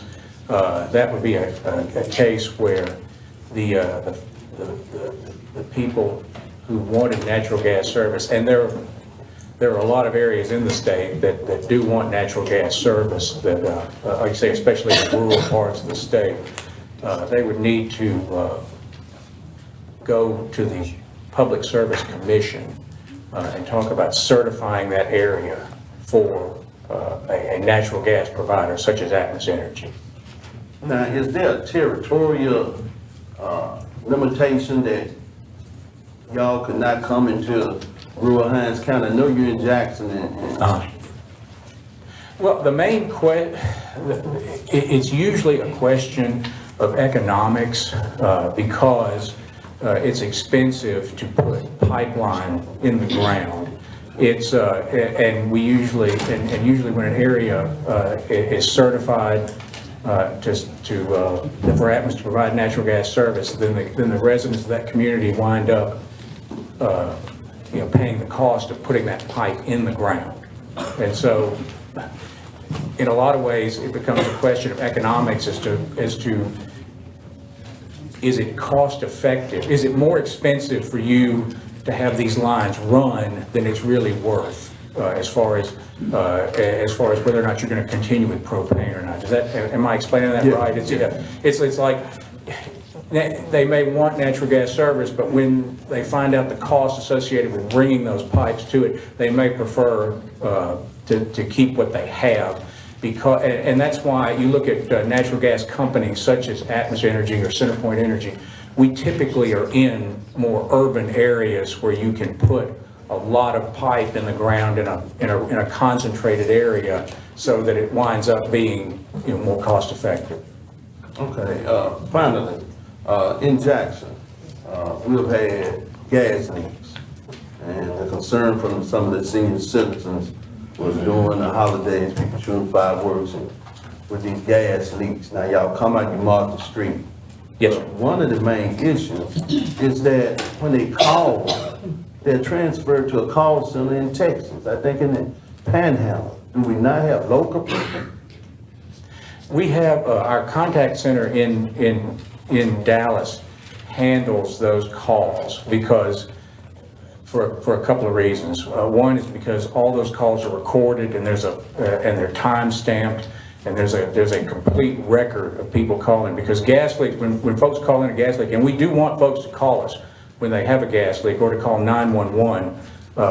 First, let me back up and say, if you do smell gas, leave the area where you smell gas first and then call either Atmos Energy or 911. That's just a safety precaution because, a phone, a cell phone, any kind of electrical device, if there is gas in that area, in a closed area, can cause problems. So, but yes, when they call in, it goes to our dispatch center in Texas, and the technology we have is they can immediately dispatch an Atmos Energy crew to whatever location it is. And so, and when you use the centralized call system versus the older system of just calling into a local office, like I say, there's a record of the call's recorded, and you have a time, date saying that this person, from West Jackson called at this time and said they had a gas leak. And so it's a much more efficient and much better system as far as having an actual record. Well, during the Christmas holidays, what we experienced was that I talked to somebody in Texas, maybe they didn't want to be at work around Christmas, but you're not getting any help. We got more help, and I tried out with EOC director and from the fire department. If the Jackson Fire Department, they got there first, they called somebody to come. Can the citizens have that kind of response? I know the fire department and police are emergency people, but it seems like the citizens feel that they've been treated like second-class citizens. Well, we certainly don't want that, Mr. Stokes. I will, if you need to get with me afterward, I'll be happy to talk with you about this situation. One of the things, and like I say, another advantage of that contact center is it's manned 24 hours a day, 7 days a week. Christmas, New Year's, any holiday you can think of, there's somebody there. I'll get with you after this. Thank you, Mr. President. All right, continue, please. Yes, sir. Mr. President, we have item. Thank you, Rob. About the library. Thank you. Supervisor Calhoun. I think it's a matter of protocol, professional protocol. We do have a new president, president should take his position today as the president. And let me just say that we have represented the board and we appreciate your services. Thank you very much. Supervisor Thank you. Stokes, Thank you, continue. Mr. President. Mr. President, we want to bring up Mr. Ramirez. We have people from the library that's here. And Ms. Ramirez is off today. She had been to this board before. We had a public hearing. Yes, we had a public hearing where we gave the people in the library a chance to voice their concerns, and those concerns continue to increase. And I think because of the city of Jackson, we have the chief of staff, Madeline Moore, here with us, and because the library funds come from the city of Jackson, Hinds County, I think that the concerns that the library staff bring forward, we need to hear them and try to deal with that as we deal with this budget. Ms. Ramirez, introduce yourself and spell your name for the record. Thank you and congratulations, Mr. President. My name is Celeste Ramirez, and for the past 20 years I've worked with the Jackson Hinds Library System. I represent a group of concerned patrons and concerned employees about the future of our library, about the practices that are being perpetrated there, and about the spending of certain monies. I want to begin, and I want to be very brief, with what happened to Charlotte Moman. She was told that she had from a period of June 1st to August 1st to apply for the director. They hired someone on June 24th without Charlotte ever being able to apply. I feel that her right to apply to this job was denied her. And when asked, the head of the library board, Harriet Kirkendall, said Charlotte did not apply. That has been her only answer. Well, that is a fact, but it's not the truth, because Charlotte Moman believed she had until August 1st to apply when they actually hired someone, a white woman from Hancock County, on June 24th. Therefore, I level the charge of Jim Crow practices by Harriet Kirkendall against Charlotte Moman. The second item would be the abuse of black employees perpetrated by their white superiors. We wrote a letter to all of you about the way Dee Armstrong was treated by her white superior, how she was demeaned, driven to tears, and then asked to leave even though she had 5 hours left on her job by her white supervisor. Also aiding her in this was Burnett Nichols, the human resource manager, who says she stands for everyone, but clearly went downstairs and perpetrated trying to get Dee Armstrong to leave. You all read a letter from Ms. Bagwell about the way that Dee Armstrong was treated. You read a letter from me about the way that Charlotte Moman was treated by Burnett Nichols. When I called our director, Patricia Furr, to say that Christy and I wanted to meet with concerns about these incidences, Patricia Furr, the director, told me I could not make a complaint on behalf of someone else. But then she did go to great lengths to defend the white supervisor and say that there were, again, two sides to every story, but she would not hear my side. She only heard about she only defended the white supervisor against Dee Armstrong. I called a well-known attorney and he told me it was my right to complain if I witness abuse. If I witness abuse, which I did, and I was denied the right to talk about it. The next incident I'd like to talk about, and Ms. Calhoun, this is in your area of Bolden Moore. Johnny Mumford is a black diabetic woman. She has only one helper in her library.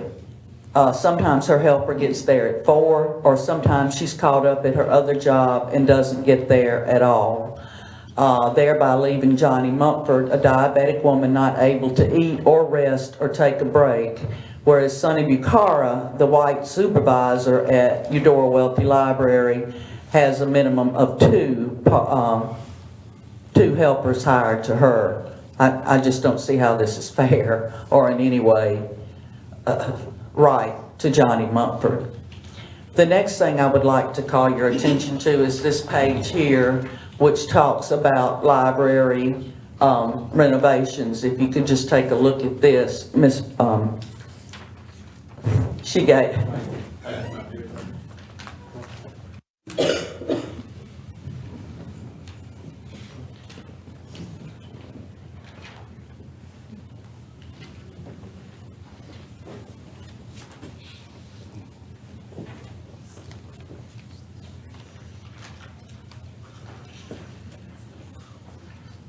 Thank you. This is her proposal she's giving to the library board. She was supposed to give it in December, but it's going to be given now in January. And you can see the amount of money she's spending, $108,000. This is to renovate one floor of Eudora Welty Library. And what concerns me is the next paragraph that says all pricing is the lowest possible price under Mississippi state contract with the companies, so multiple quotes are not necessary. Now, I'm not very smart, but it seems to me that if you're going to spend the public's money, you should have at least more than one quote. And my question is, if the library board votes on this, will they not question why there's not another bid?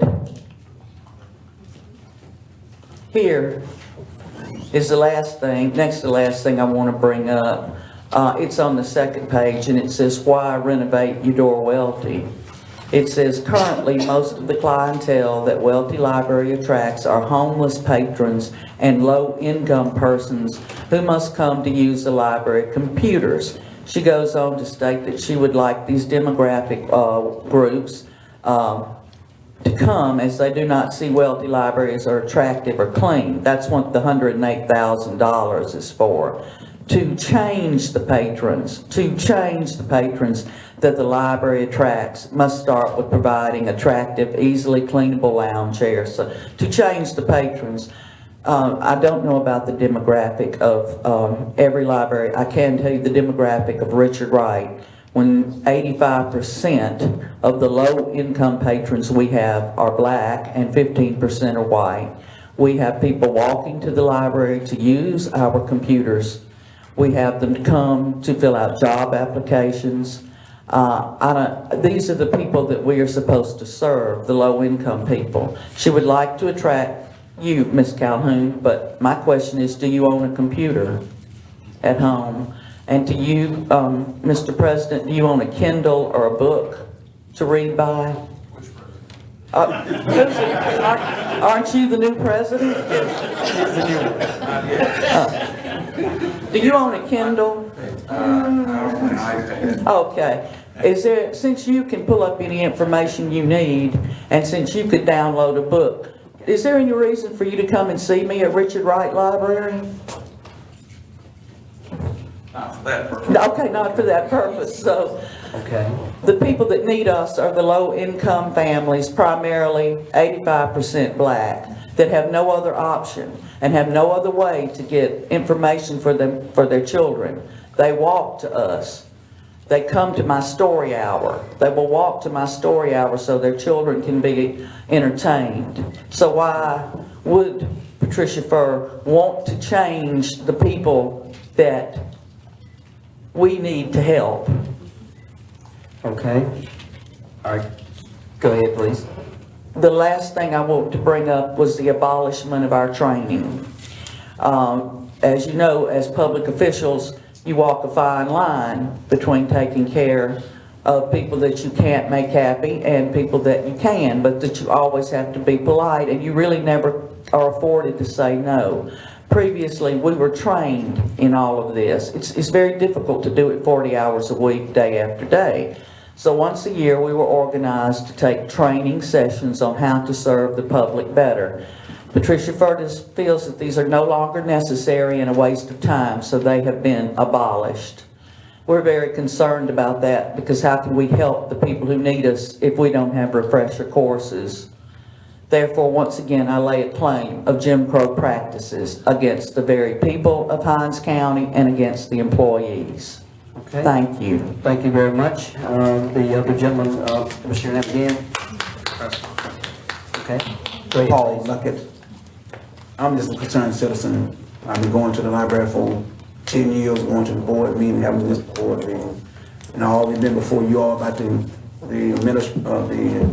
organizational structure. And the time have arrived, just what I predicted was gonna happen, is happening. You know, the library had made a lot of strides and a lot of gains, but due to the fact that they changed the organizational structure from executive director to deputy director to assistant director, and just like you have a president, you need a vice president. They changed that in order to just have assistant director. They named about 4 people assistant director, just in order to make sure that Ms. Moment would not be a vice or a deputy director. See, all this just a way to get back at her, because she made sure that the board allowed her to apply for the job to be executive director. When she applied for the executive director, they went behind closed doors and they said she'll never get the job because she's not a yes person. She's a woman of character. She's a strong person. And I don't know what's wrong with us as people. We can't see when somebody able to lead us to 21st century. We don't want that person. We want a yes person, somebody weak that can't take us where we need to go. And so Ms. Moment have the qualification. She's been to school. She's been doing the work all along, but they will not treat her fairly. I'm just sitting here, I'm just a citizen. I'm looking at it, and I don't have no dog in the fight. I'm just about doing what's right. Justice to all of us, not just some of us. You know, and this not been done right. Ms. Calhoun, I've been before you. Mr. Stokes, I've been before you. Mr. Brown, I've been before you. Numbers of time. Since you hear me talk more about the library than anything else, because this is what I see going on. And you all can't see this. You all need to get together with the city. Y'all get together with the legal department. Y'all come together and y'all sit down and work out the right thing. Do the right thing. You know, you all elected. And I know you appoint these boards to supervise the library and over the director, but they don't know what they're doing. You know, they don't know what they're doing. So you all need to make sure that y'all get together and y'all give leadership so this won't happen, because this is not right for someone to go behind closed doors to just ask a person out just because they don't do what they want them to do. And it's not right. It's just like Ms. Moment was supposed to have been considered for the executive director. Blatantly, they went out and hired someone, would not even give her an opportunity to apply. Now, I'm sitting the board for 10 years, and they know why I'm there. They even told me I know why I'm there. But yet still they go and do something underhand, and they said they don't know what happened. Come on, be for real. I've been in school and I know my lesson well. And I'm nobody to be taught with, because I know exactly what's going on. And you all know what's going on. But you sit here and you don't do anything about it. Or so you just give to the person that's doing it. Ms. Kirkendall, who's the president, and I thought this moment talked highly of her, talking about when she was a librarian, she was the executive director, but she turned around and did not even allow her to apply because she did not feel, for whatever reason, that she could handle the job. And I know she handled the job. She was doing the job all along. And then to turn around now, they're saying, well, we're going to make sure that we not having the staff to have continued education. You all finna get sued. I'm telling you right now, you write it down, because when you stop continued education, when people come in and don't know how to treat people, somebody gonna have a meltdown, and they gonna it's all she wrote. Okay. All right, Mr. Stokes. Mr. President, you know, this situation with the library is an example of what they call a new Mississippi. Because you got black and white coming together about an injustice. So many times if something happens and somebody wanted to see it, they just wouldn't say anything because they're called Negro lovers, or another word for it. But Ms. Ramirez and others, they talk about this injustice that's taking place at the libraries. When you're talking about you want to get rid of the homeless and poor people from using the libraries, those are the ones without computers. When you think about the direction to spend $100,000, is to put some libraries in the neighborhood. That's how the test scores could go up. These kids don't have computers in our neighborhood. Any poor neighborhood you go through, you know these kids don't have computers. And the library should be that link. But again, she mentioned it well. She said Jim Crow. Jim Crow has risen his ugly head again. But these new black and white people in the library gonna chop it off. Thank you, Mr. President. Okay, thank you very much, Supervisor. Continue, please. Mr. President, I passed out item to members of this body dealing with items we need to vote on. And they need to share all. And we're gonna bring up the chief of staff for the city of Jackson. On the agenda, Mr. President, I have an item to support, resolution for 1% local sales tax for the city of Jackson. Okay. You put it in the form of a motion? Yes, sir. I move that we support. Okay. 1% local sales tax for the city of Jackson. And I'll second it. It's been moved and properly seconded. And now, bring up Now, the chief of discussion. staff. Yes, sir. Good morning, and give us your name, please. Good morning, Safia Omari, Chief of Staff for the City of Jackson. I'd like to thank Supervisor Stokes for giving me this opportunity to speak on behalf and offering this resolution in support of the 1% sales tax increase. Jackson is in dire need of infrastructure improvement, and that infrastructure improvement is directly connected to our economic development and growth, as well as to the quality of services that we can provide to our citizens with regards to clean water, with regards to drainage, with regards to better streets, and with regards to overall improvement of the city's quality of life. This 1% sales tax is projected to create about $15 million, approximately $15 million a year to use to provide much-needed improvements and expansion with regards to our infrastructure needs. And that's why we're coming at this time to the citizens of Jackson to ask them to go ahead and move forward to provide us with the resources we need to make the much-needed and very obvious improvements in Jackson's water, drainage, sewer, and street system. We have a $400 million consent decree, which we expect will handle most of the needs associated.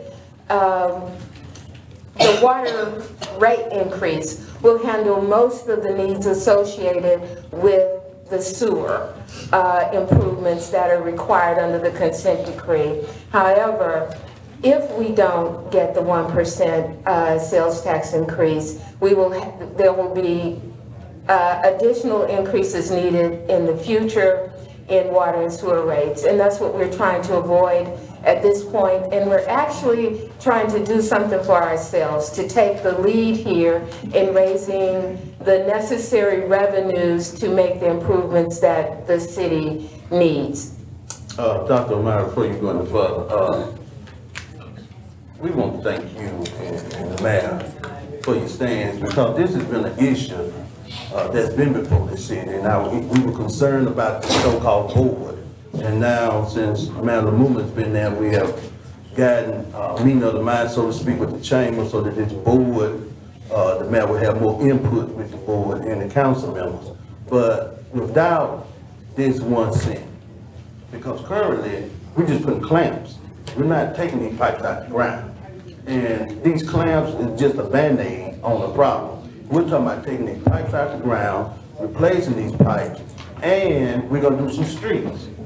And I keep saying to our public works director that we need to make sure that the county, try to meet with the city so the county can do some of these streets. Also, because the county workforce is good quality work that you can see in different parts of the city as we pave them. But this is the opportunity to do the right thing in the city of Jackson and dealing with the water problem and streets.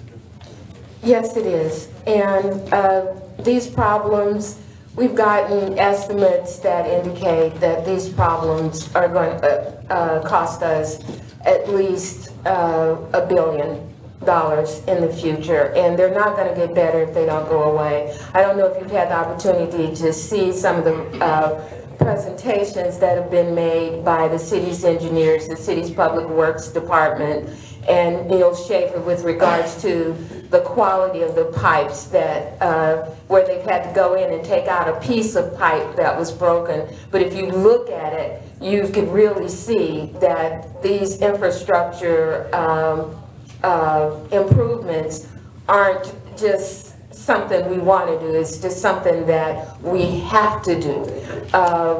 The brown water is because of all the corrosion in pipes that are over 100 years old.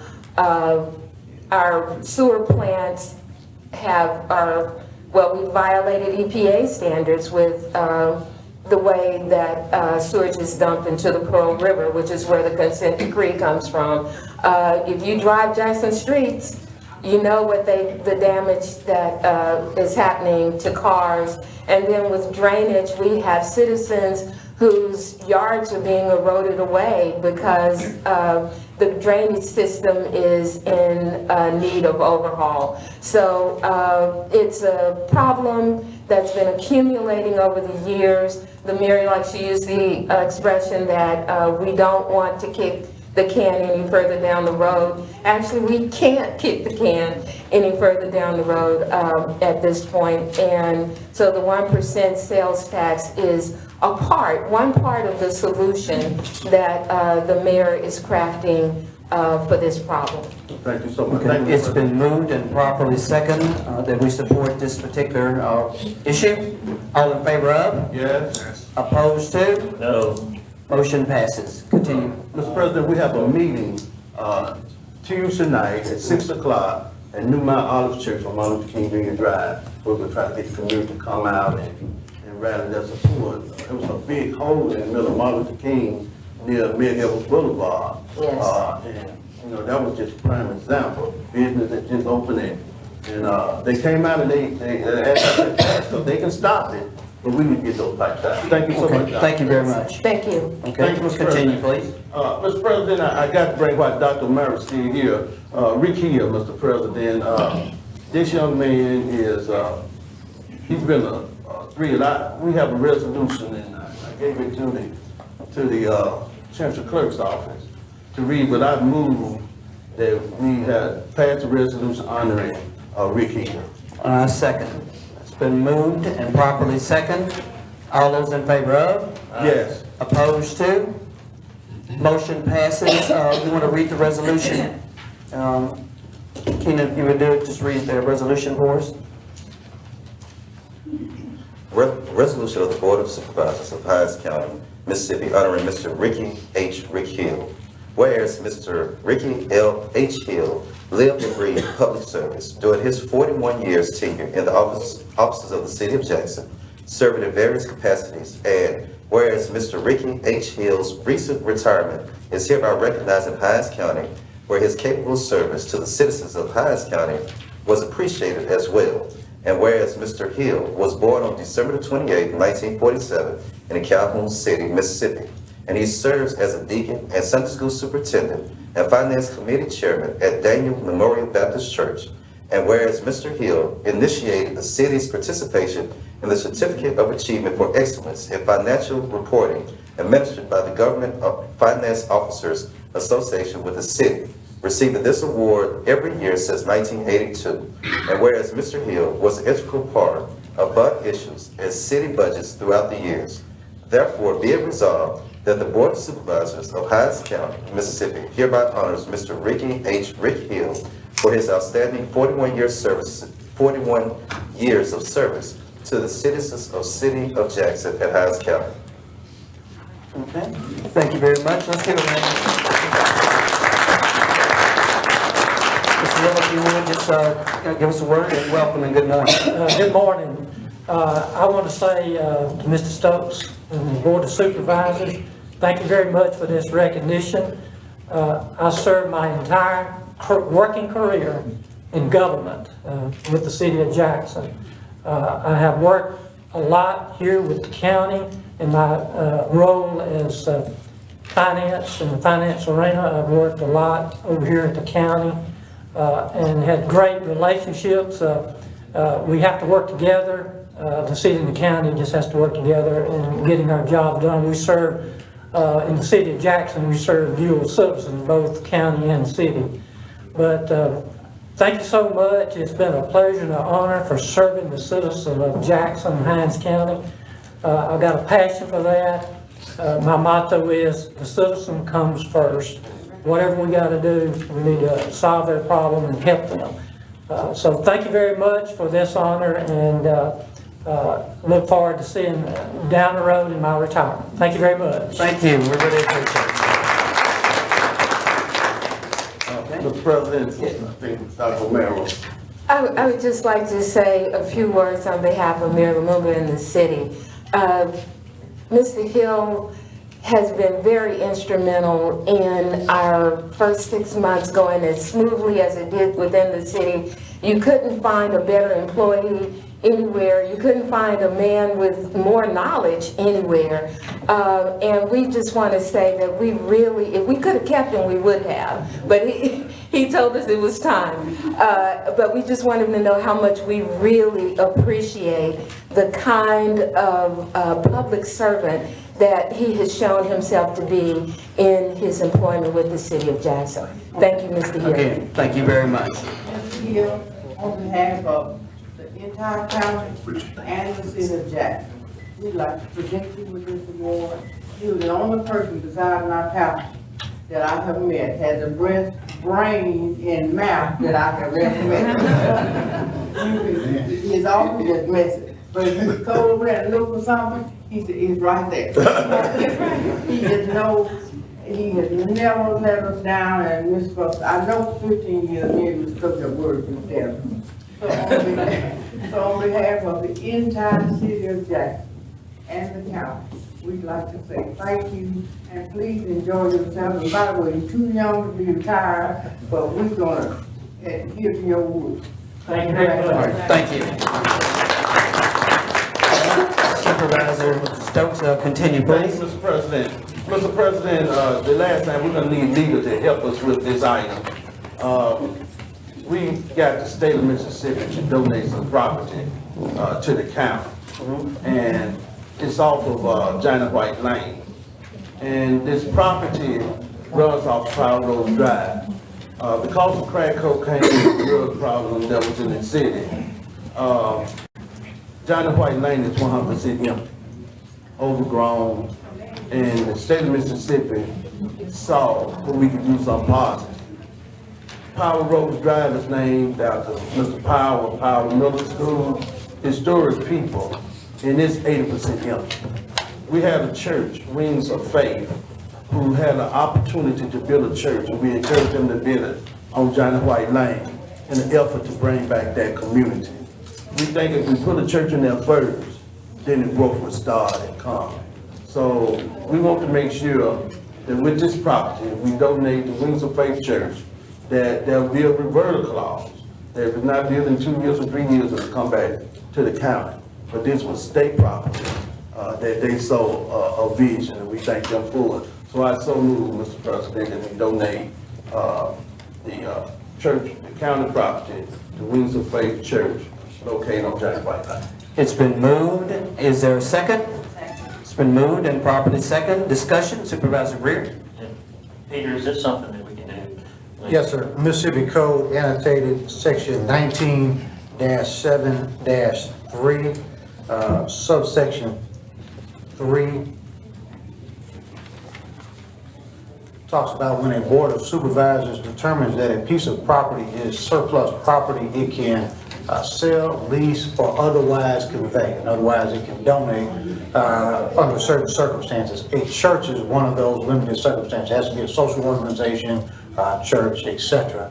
So the fact that this was, in fact, off the tax rolls, as I understand it, went to the state, it was struck off to the state, then it was donated from the state back to the county, not placed on the tax rolls. It won't have a negative financial impact on the county.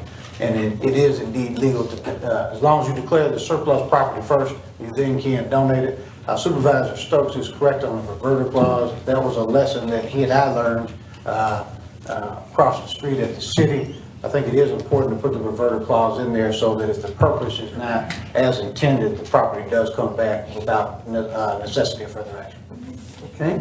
It's been moved and properly second. All those in favor of? Yes. So for the record, should the motion include that it should be declared as surplus property? Yes, thank you, Ms. Carter. Yes, the motion would be, just so we have it on the record, Mr. Stokes' motion would be to declare this property as surplus and then have the county donate it to the Wings of Faith with the appropriate conveyance and language in the conveyance for a reverter clause. Okay, it's been moved and properly second. All those in favor of? Yes. Opposed to?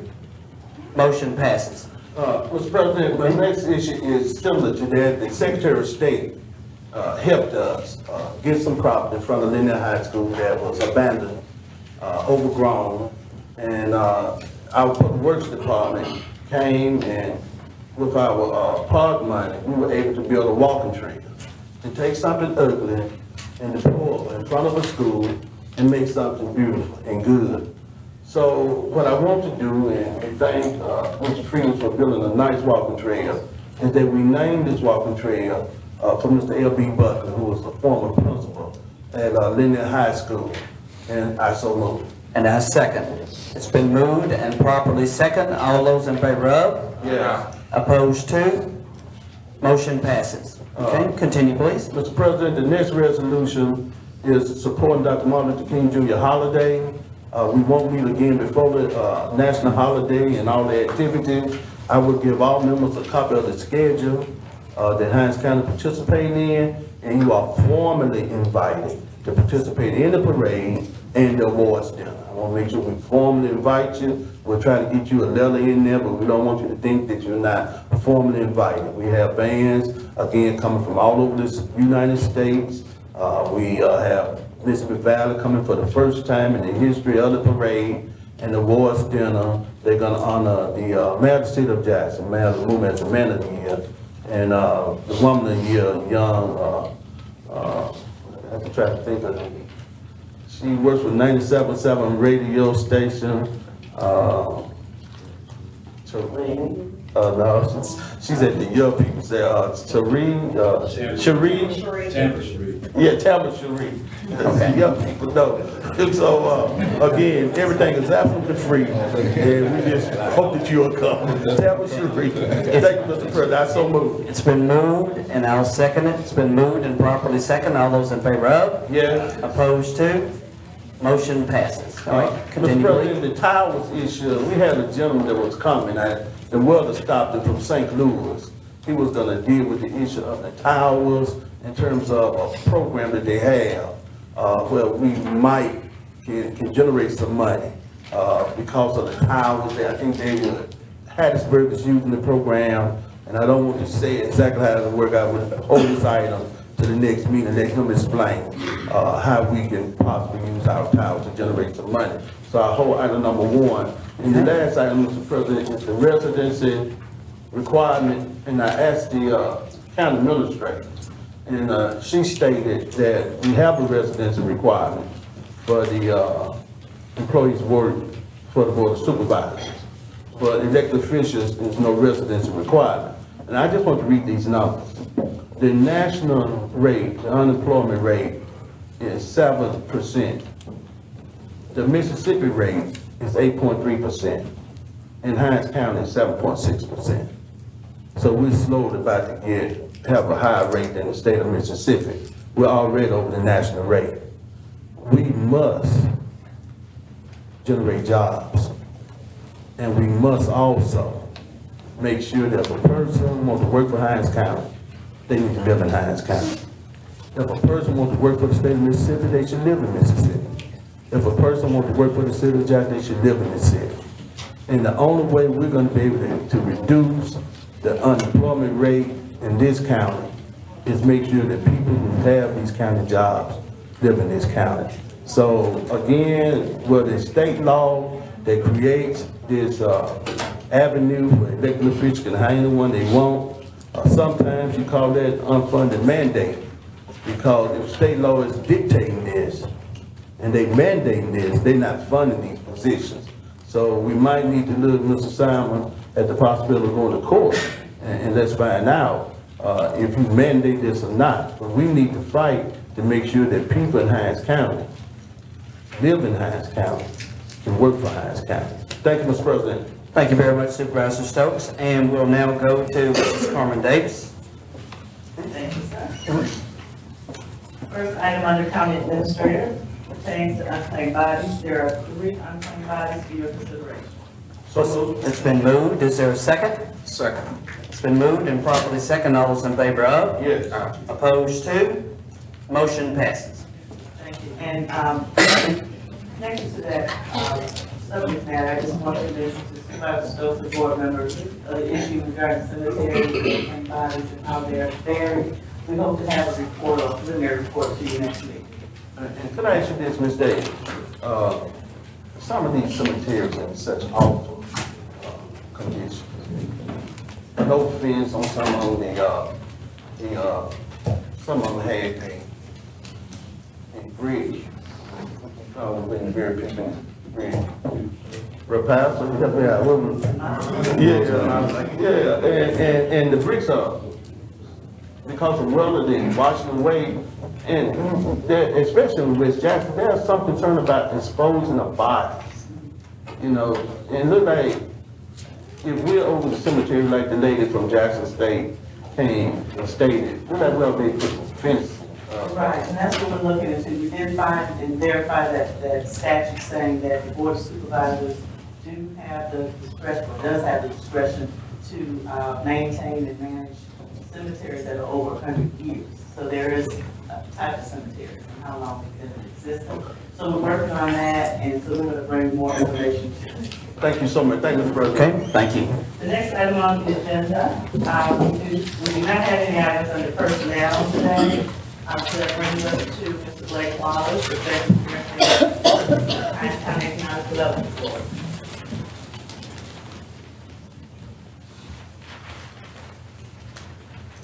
Good morning, happy New Year, everyone.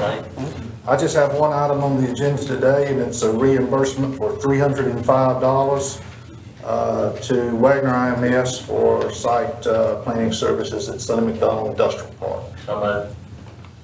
And it is 305. 305, that's correct, yes. The original paperwork had 305,000. Yeah, it had a period where it wasn't supposed to be. I second. It's been moved and properly second. All those in favor of? Yes. Opposed to? Motion passes. Okay, Ms. Davis, continue. Thank you, Mr. Wallace. Next, let's see, we do not have any items under human capital development or purchasing, which brings us to our budget and finance coordinator, Ms. Woods, with a minute. Okay.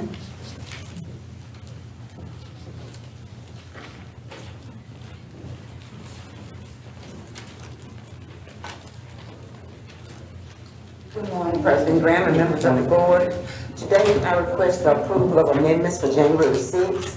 These amendments represent departmental requests to transfer funds based on the explanation provided with each amendment in compliance with GASB 34.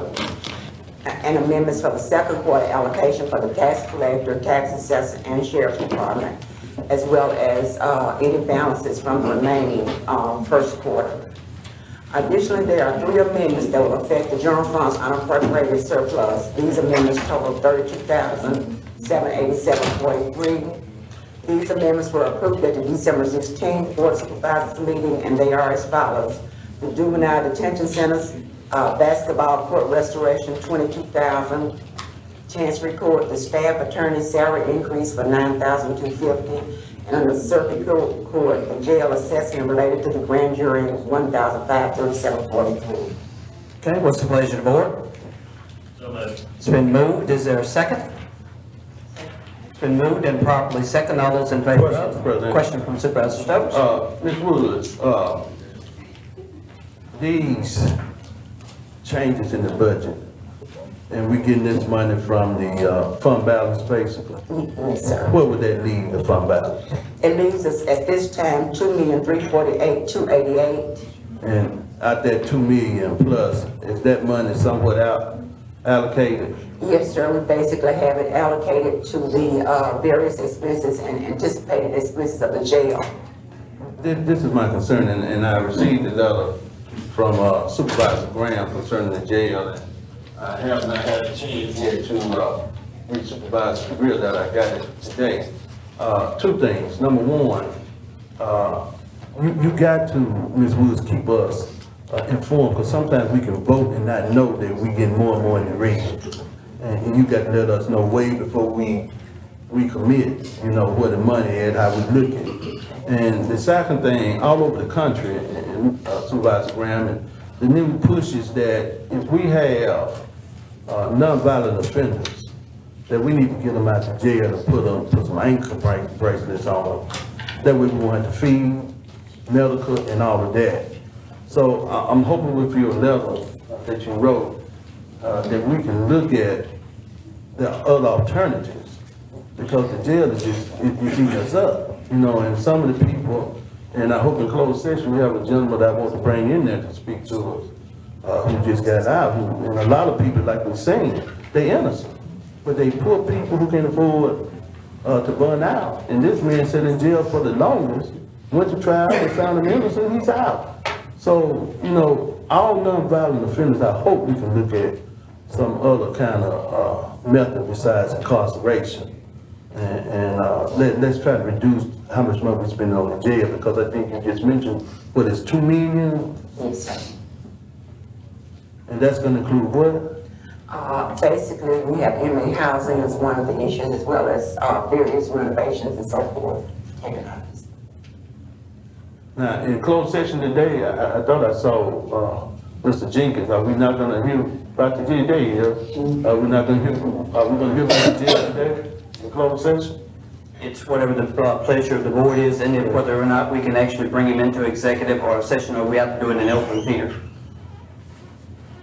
I'm not sure what he's addressing. He'll be addressing the current status of the jail as far as the opening and closing of Pod C, and where it relates to white construction and their particular issues. Let me think about that. Okay. Think about it and get back with me. Okay. Thank you. It's been moved and properly second. All those in favor of? Opposed to? Motion passes. All right. Mrs. Davis, continue.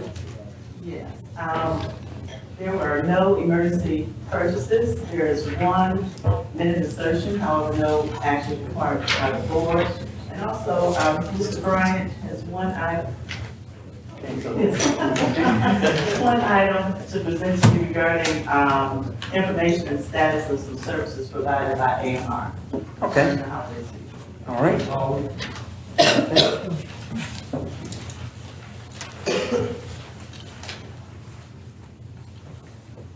Okay. Good morning. I think it's still morning. Good morning, yes. Good morning. I'm delighted to have this unexpected opportunity to share with you some very upbeat information. I think all of you know I'm Jim Pollard in Public Affairs with AMR. I was given the opportunity, thank you, for simply sharing with you a couple of extremely upbeat community outreach initiatives that we carried out during this immediate past holiday season. First of all, on Christmas Day, we again transported a select group of nursing home residents to their family homes to enjoy Christmas Day with their families.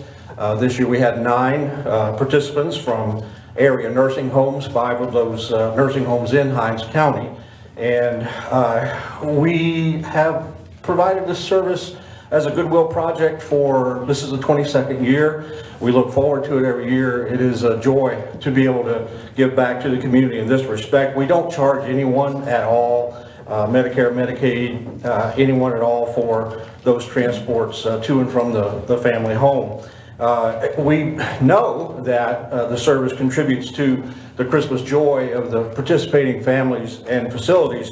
And we certainly hope through the media coverage, and we are grateful to the media for the coverage they extend to the Home for the Holiday project, as we call it. We hope that the folks who see that coverage, it warms their heart and enhances their Christmas spirit and Christmas joy. Every November 1st, I guess it is, I invite the nursing homes to select participants. Really the only key criteria are commonsensical. Do they have a resident who is capable of leaving the nursing home for a few hours physically? And is there capability at the family home to take care of that individual, that family member, for a few hours? So again, we're delighted to be able to provide that service for the 22nd year. Thank you for the opportunity to share it with you. And then secondly, a second project this holiday season, 17th year in a row for this project, part of our injury prevention initiatives. We again offered at no charge rides home for folks who were partying on New Year's Eve and on into New Year's Day who did not have a designated driver. And this year, we teamed up with 2 new partner organizations in running a call center. We make available 6 or 7 of our folks from our workforce who are on the clock to drive vans, passenger vans, not ambulances. We're not transporting these folks in ambulances, but we rent 6 passenger vans, each capable of transporting 15 folks each, 15 passenger vans. And this year we transported 135 such individuals who called us at the call center, knowing that they should not be getting behind the wheel. Our partner organizations this year, for the first time, we worked with the National Council on Alcoholism and Drug Dependence, and also the McCoy House for Sober Living. And we emphasize transports from bars and restaurants this year with a more limited emphasis on private parties. We know that with just 6 vans out there, we certainly can't transport everyone who might need the service, and of course they don't all call us, but in addition to actually keeping 135 folks off the roads who had no business behind the wheel, and self-identified, we hope, just as importantly, that the project, again, through the media coverage, enhances everyone's awareness, private party hosts and so on, barkeeps and so on, to the issue of DUI. These projects are part of our ongoing year-round outreach to the community. And if you have any board member an opportunity for us to support an activity in your districts or in the county as a whole, please let us know. Thank you. Okay, Supervisor Stokes. Thank you, Mr. President. Mr. President, I would start off by saying, thank you for caring. Thanks, sir. Because it really makes a big difference. I saw that home for the holiday and, you know, just a little of it. And I know a lot of people say it should happen more often, but some family members that's in nursing homes, they're there to get better. They're not really there for now on, but to come home and really just lift their spirits. And when you see those accidents, little young lady, 17 years old in our community, a lady talking on the cell phone and driving fast, hit her and broke her neck. You know, when you think about someone, like this lady wasn't drunk, just on cell phone, and you know how people texting and driving, all that kind of stuff. But when you think of someone drunk and driving and then run over and destroy someone's life forever, it really make a difference that y'all provide rides and, you know, others, if they could, start helping, because some people might go out and have a little bit too much. And that life will be changed forever. That personality, they kill. A lot of times, there's a lot of things worse than death. And I know y'all see it at those accidents. So, yes, you know, keep up the good work, and I thank you for caring, because it makes a big difference. Thank you, Mr. President. Okay, sir, we love what we do. Supervisor McQuater. I also want to just say thank you to AMR. We understand that you are a vendor with the county, but the things that you're discussing and sharing now are things in the community that helps the community as a whole. And we oftentimes wait until a business is gone or a business is no longer doing something to try to show appreciation to them, to keep them here or whatever. But while you're doing something good, and we appreciate it. And again, I agree with Supervisor Stokes in the fact that it means a lot to the families. And it's one of the things that we may not pat you on the back all the time, but we want to let you know we do appreciate it. Thanks. Thank you very much. We really appreciate that. Mrs. Davis, continue. That will be all the items under confidential. Okay, we'll now go from there to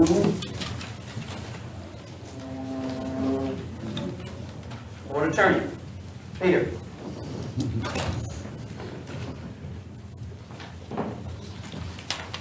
Good morning. I want to take my second matter first, and for that matter, I'm going to ask Supervisor McQuarter to step out of the room. I'll explain why after he steps out.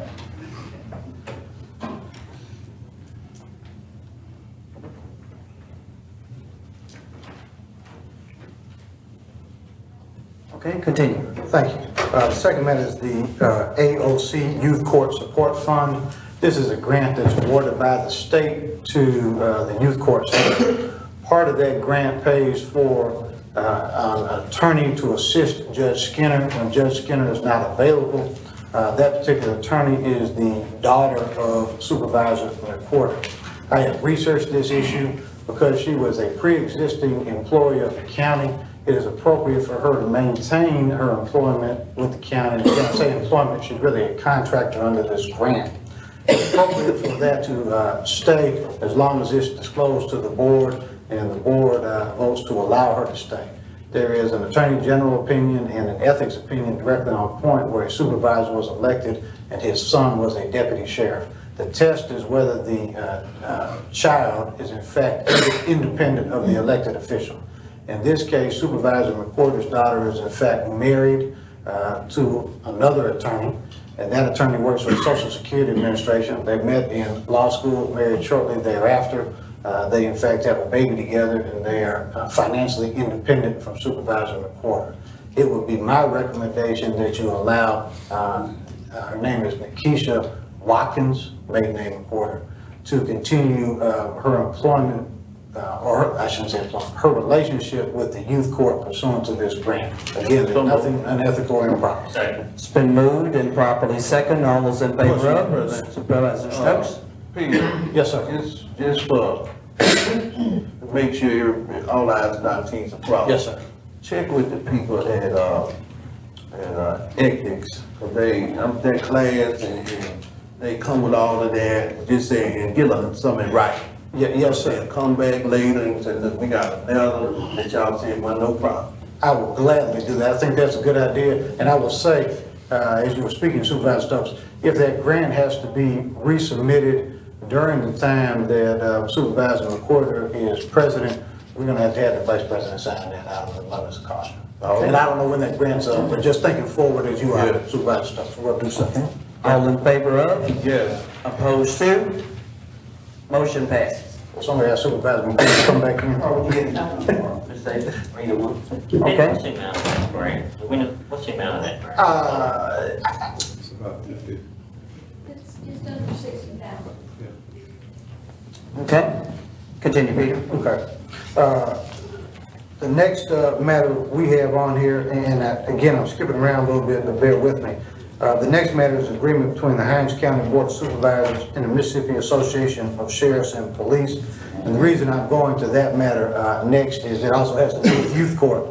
And in this particular case, the Department of Public Safety has for, I guess, several years, probably 2 years, provided a grant to the county or helped. And the upshot is there is a group that maintains a runaway shelter for teenage girls. They cannot be housed at the youth court. They're just runaways down to Henley Young. And so they end up at this facility. As far as I know, that relationship has worked well. Reverend Stallworth is here if there's any follow-up questions, but it might be my recommendation to, as you've done in the past, continue in that relationship. So moved. It's been moved and properly second. All those in favor of? Yeah. Opposed to? Motion passes. Okay, continue, please. I'll go back to the first issue I had under my name, and that is the Bragg Marketing Group. Pass this out.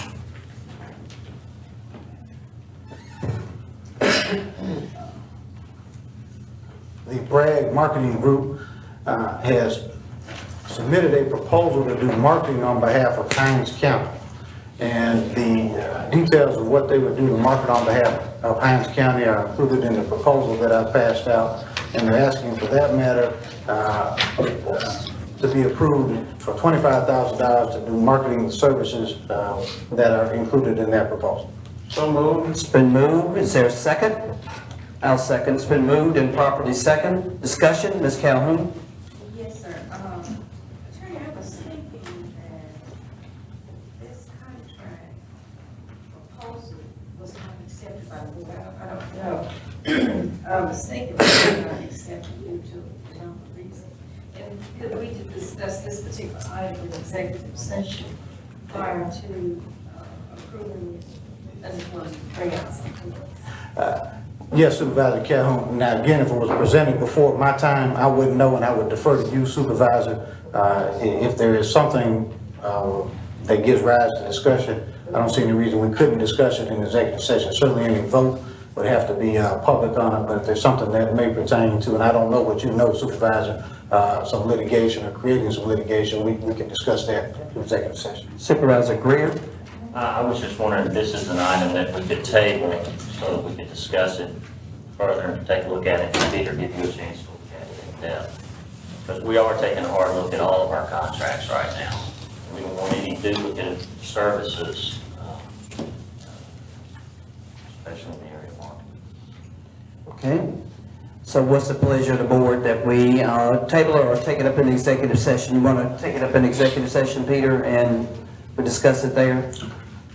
That's probably the best thing, and then the board can decide what action wants to take from there. Okay. Supervisor Stokes made the motion. I made the second, so we will take it up in executive session. Stokes, you have something? Yes, Mr. President. When we had this item, the item been on the agenda, but it was held and it had never been voted on. And it's something that's needed in this county. Again, speaks for itself. There's nobody, no entity that's really out on the forefront pushing Hinds County, especially the Board of Supervisors. Most of the stuff we do is never seen or heard of. Even we're trying to move into the future.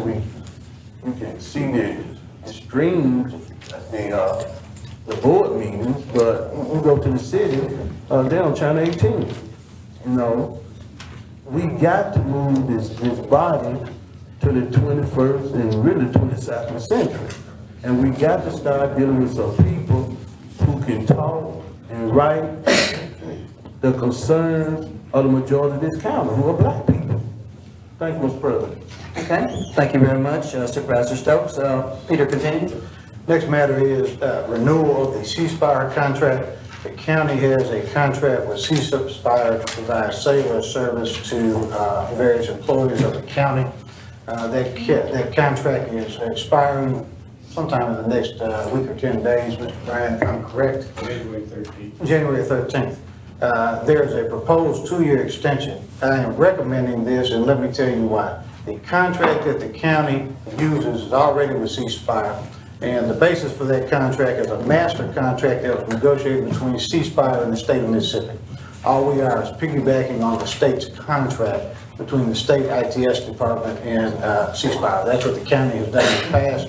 Mr. Bryan has been kind enough to provide me with the past contracts as well as the proposed 2-year renewal term. All those comply with state law as well as complying with the state master contract.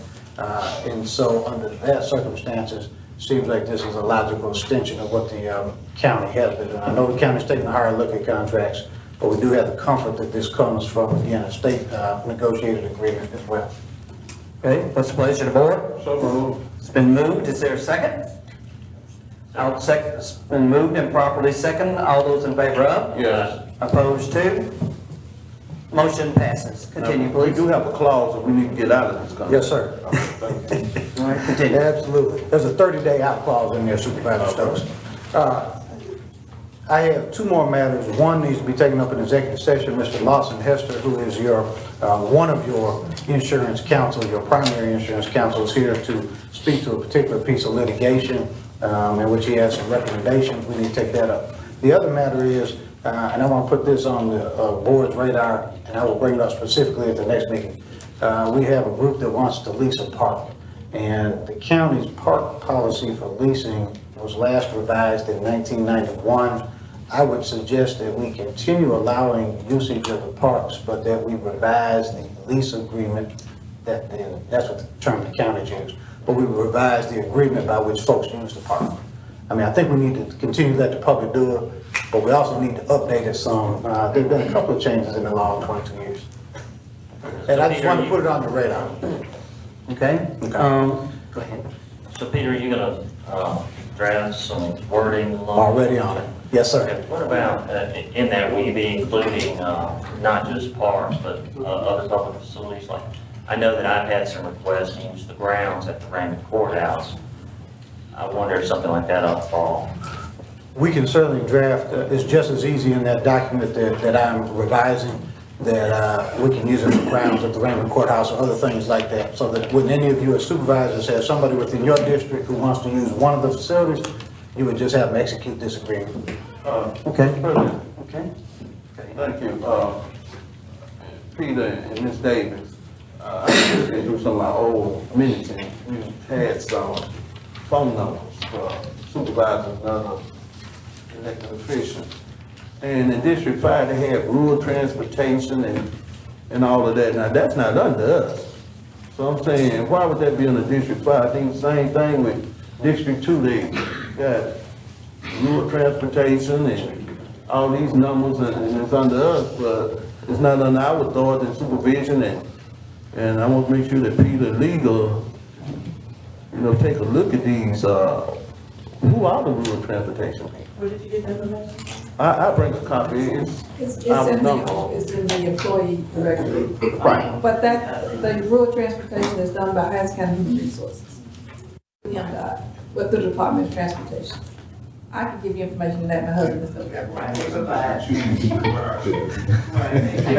Transportation service. Okay? Supervisor Stokes is news to me, but I'll certainly get with Mrs. Carr and Yeah, get the appropriate. initially supervisors for District 2 and District 5 headed up those projects for their particular districts, but it is long since passed. It is now under Hinds County Human Resources.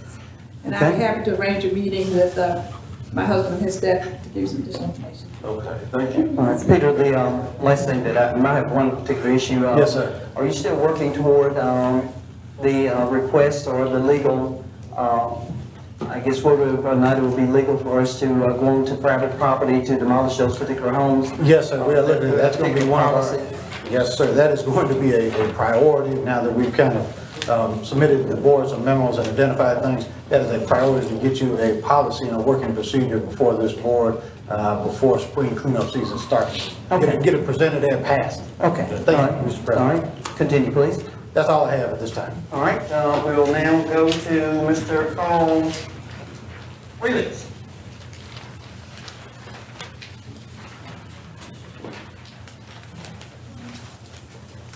Good morning, Mr. President. And board members. First item I have is approval of the 4-year road plan and road and bridge plan. So moved. Second. It's been moved and properly second. All those in favor of? Yes. Opposed to? Mr. President, Mr. Freeman, it's rumored that the city of Jackson's gonna put 1.8 billion out there on the street. If we could get some of that work, it'll really help us budgetarily, and plus we can, and I don't know which form you want to use, I hope you work on it, but we can say something like, we'll pay 4 streets, and you give us supplies for 2 that we can do in the rural. That's just a guess, but some kind of way, if that kind of money's gonna hit the streets, we shouldn't just let private contractors make all that money. County, the workers are good workers, quality work. We need to get a chance to get some of this money and supplies in Hinds County to help our workers. Really take us to the future. That's a good point, Supervisor Stokes. With our workload and the staff we have, and the Hinds County Public Works Department does do good work, as you can see in some of the streets we've paved throughout the rural area and throughout the city of Jackson. But it would probably be a minimum of 4 to 5 streets that we could handle with our current workload. And if we do 4 or 5, they need to give us supplies for maybe 3 or 4 in the room? Yes, sir.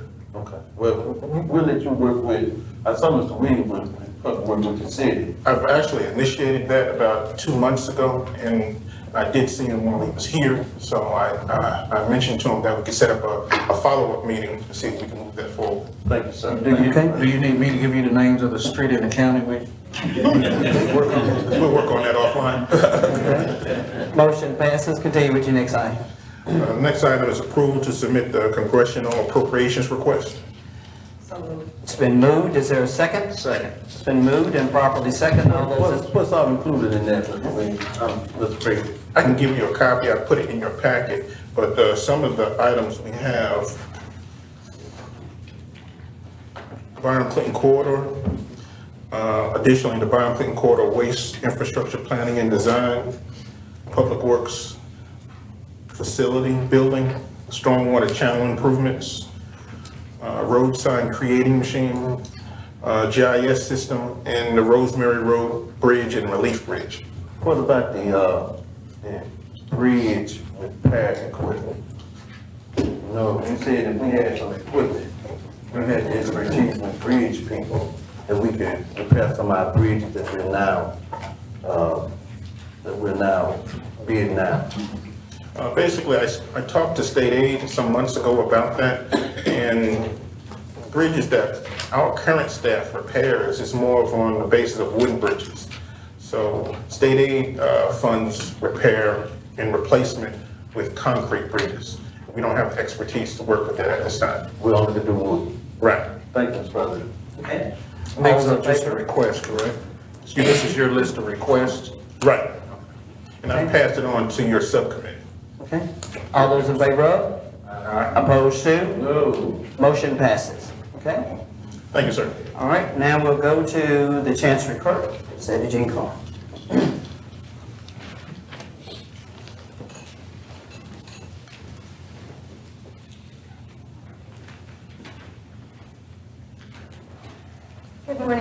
Mr. President, members of the board. Mr. President's plural. Members of the board. We're going to pass over item number 1. We have no 16th section leases this morning. We have orders canceling tax sale, authorizing refund reassessment changes to the assessment roll for your approval. Mr. Pleasure, it's been moved. Is there a second? I'll second. It's been moved and properly second. All those in favor of? Yes. Opposed to? Motion passes. Thank you very much. We request approval of the order for additions and deletions of the supplemental roll for homestead exemptions for the year 2013. So moved. Second. Been moved and properly second. All those in favor of? Yes. Opposed to? Motion passes. We request approval to advertise legal notice of publication of final settlement on contract SAP 25-4M in the Clarion Ledger. Pleasure to board. Thought we used to Jackson Avenue. This is a state aid project, and their publications are required to be in a 5-day paper. It's been moved. Is there a second? Second. It's been moved and properly second. All those in favor of? Opposed to? No. Motion passes. Thank you very much. The next item that we have is under other business, and that is your approved bids for the depositories for the next 2 years. These will be the banks that will actually be allowed to hold any county public funds for 2014 and 2015. Basically, it requires that they submit a letter to the Board of Supervisors stipulating that they will follow the appropriate statutes for holding public funds, and to present a copy of their current treasurer's certificate that they would have gotten from Lynn Finch's office in November. The first bid is from Liberty Bank. And this does take a few minutes. They have submitted their letter and their current treasurer's certificate.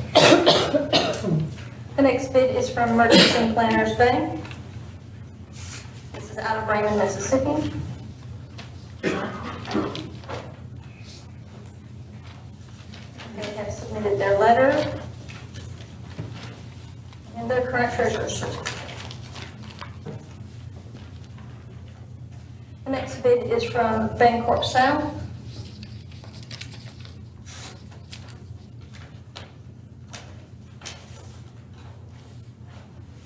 It includes their letter and their current treasurer's certificate in duplicate. The next bid is from Hancock Bank.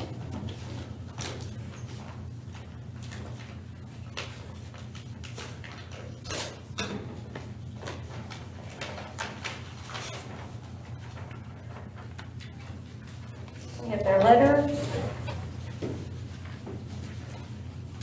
their treasurer's certificate, and a copy of their annual report. The next bid is from Regions Bank.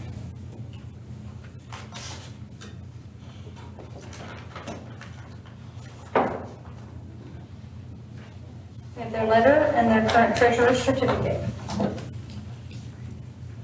The next bank is State Bank and Trust.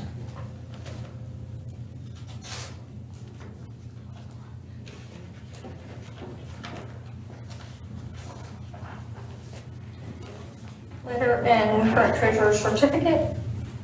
The next bid is from Trustmark Bank. I should say Trustmark National Bank. And we have their letter and their current treasurer's certificate. And the final is from Wells Fargo Bank N.A.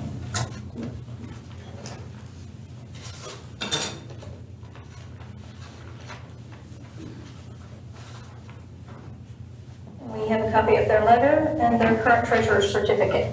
At this point, we would request that you approve all of these banks as depositories for 2014, 2015. It's been moved. Is there a second? It's been moved and properly second. All those in favor of? Yes. Opposed to? Motion passes. Mr. President, could we ask legal, I know they're playing school, but over the years we've had, we have all these different accounts, and we don't know who, what, why. Could we get legal to look and see how many different accounts we got, how much money in all these accounts, and give this board some idea about what accounts are, where the money at, what's the money for.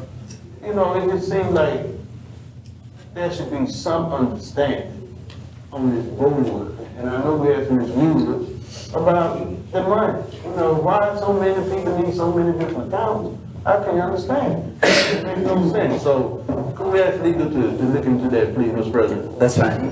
Peter? Yes? All right, Greta, you have anything else? We have minute insertions that's listed on your agenda. We do have one to add, and that is the holiday notice for Robert E. Lee and Martin Luther King on January 20th, 2014. Okay. And there's no action required on your part. Okay, thank you very much. We'll now ask for a motion to consider going into executive session. It's been moved. Is there a second? Second. Been moved and proper second. All in favor say aye. Aye. Opposed? We now need a motion to go. It's been moved for the purpose of. Can we back up? Y'all jump so quick, make sure Brett and I got this. Who made the first motion to go into closed session? I did. Okay, and the second was back? I did. Oh. Mr. Quick, okay. All right. We're going into executive session on 4 specific matters. The first matter is the personnel EEOC position. There's an exemption under the section 25-41-7 open meetings. Sections A and K allow you to discuss personnel matters in executive session. The second matter has to do with litigation, and Mr. Lawson Hester is here, as I referenced earlier. That exemption is B, which allows you to have strategy sessions on litigation. The third matter is the Bragg contract that Supervisor Calhoun requested we go into executive session on, and there appears to be some underlying matters there that may pertain or create some litigation, so we would come under that same exemption, subsection B. And then the last matter has Mr. Andrew Jenkins. I've had the opportunity, President Graham, since you mentioned it to me, to converse with Mr. Jenkins, and he really wants to discuss some security measures and concerns as it relates to the work that's been done on Pod C and where we go from here. There's a specific exemption with respect to security measures, which is exemption C under the same statute. So I'd recommend you go into executive session on all those matters. Pete, I have a gentleman also want to speak about the security measures under C. He can come in as long as it's the security measures relating to the jail. He can come in executive session as well. There is no Byron Clinton corridor. Thank you, Mrs. Carter. There's no Byron Clinton corridor for today. Okay, all in favor of? Yes. Opposed? Who made the second? Oh, I'm sorry. Need a second. To go into executive It's session. been second. All in favor of? Opposed to? Motion passes. We'll now go. In this session, the following matters occurred. First, there was a discussion of a potential settlement of a piece of litigation that is covered by one of the county's insurance policies. Upon a motion by Supervisor Stokes, second by Greer, and all members voting aye, it was approved to accept the recommendation of the insurance company for a confidential settlement in that particular matter paid from the policy itself. The next matter discussed was with Mr. Andrew Jenkins respect to security measures on Pod C. Discussion only, no action taken. Third matter addressed was the EEOC, Emergency Operations position. EOC, I'm sorry. We don't want the EOC. There had previously been motions and seconds to place 2 names in the hat. There was a vote, and it was on a 3-2 vote. It was determined to offer Mr. Ricky Moore the position, and the other candidate, Mr. Walker, received 2 votes. The last and final matter that was discussed briefly was the proposed Bragg contract. Supervisor Calhoun brought up that either the county directly or indirectly through the Hinds County Development Authority has entered into other contracts for marketing, and the board requested the board attorney's office to pull the other contracts in and ensure that any proposed new marketing efforts fit hand in hand with what was already existing. And board council agreed to pull the existing contracts and provide them on the same, so no action was taken. Okay, I will now read that on January 16th, there'll be a work session at the Hinds County Board of Supervisors, January 21st, special meeting of Hinds County Board of Supervisors, February 3rd, Hinds County Board of Supervisors, special meeting. Yes. Okay, yeah, that's right. I think Ms. Carter was whispering to me the same thing I heard Mr. Greer someone say. We need to make a recommendation on salaries that we did. Recommendation for 72,000. Is there a second? Second. It's been moved and properly second. All in favor say aye. Aye. Opposed? No. Motion passes. Mr. Becker, make that motion? Yes. Thank you. Okay. And Immediately effective today? yes, whenever we can start. Any special recess or other meetings may be held by posting minute entries or by other means as law. Now entertain a motion to adjourn. It's been moved. Is there a second? Second. Second, now move to second. All in favor say aye. Now belongs to Mr. Darrell. Here is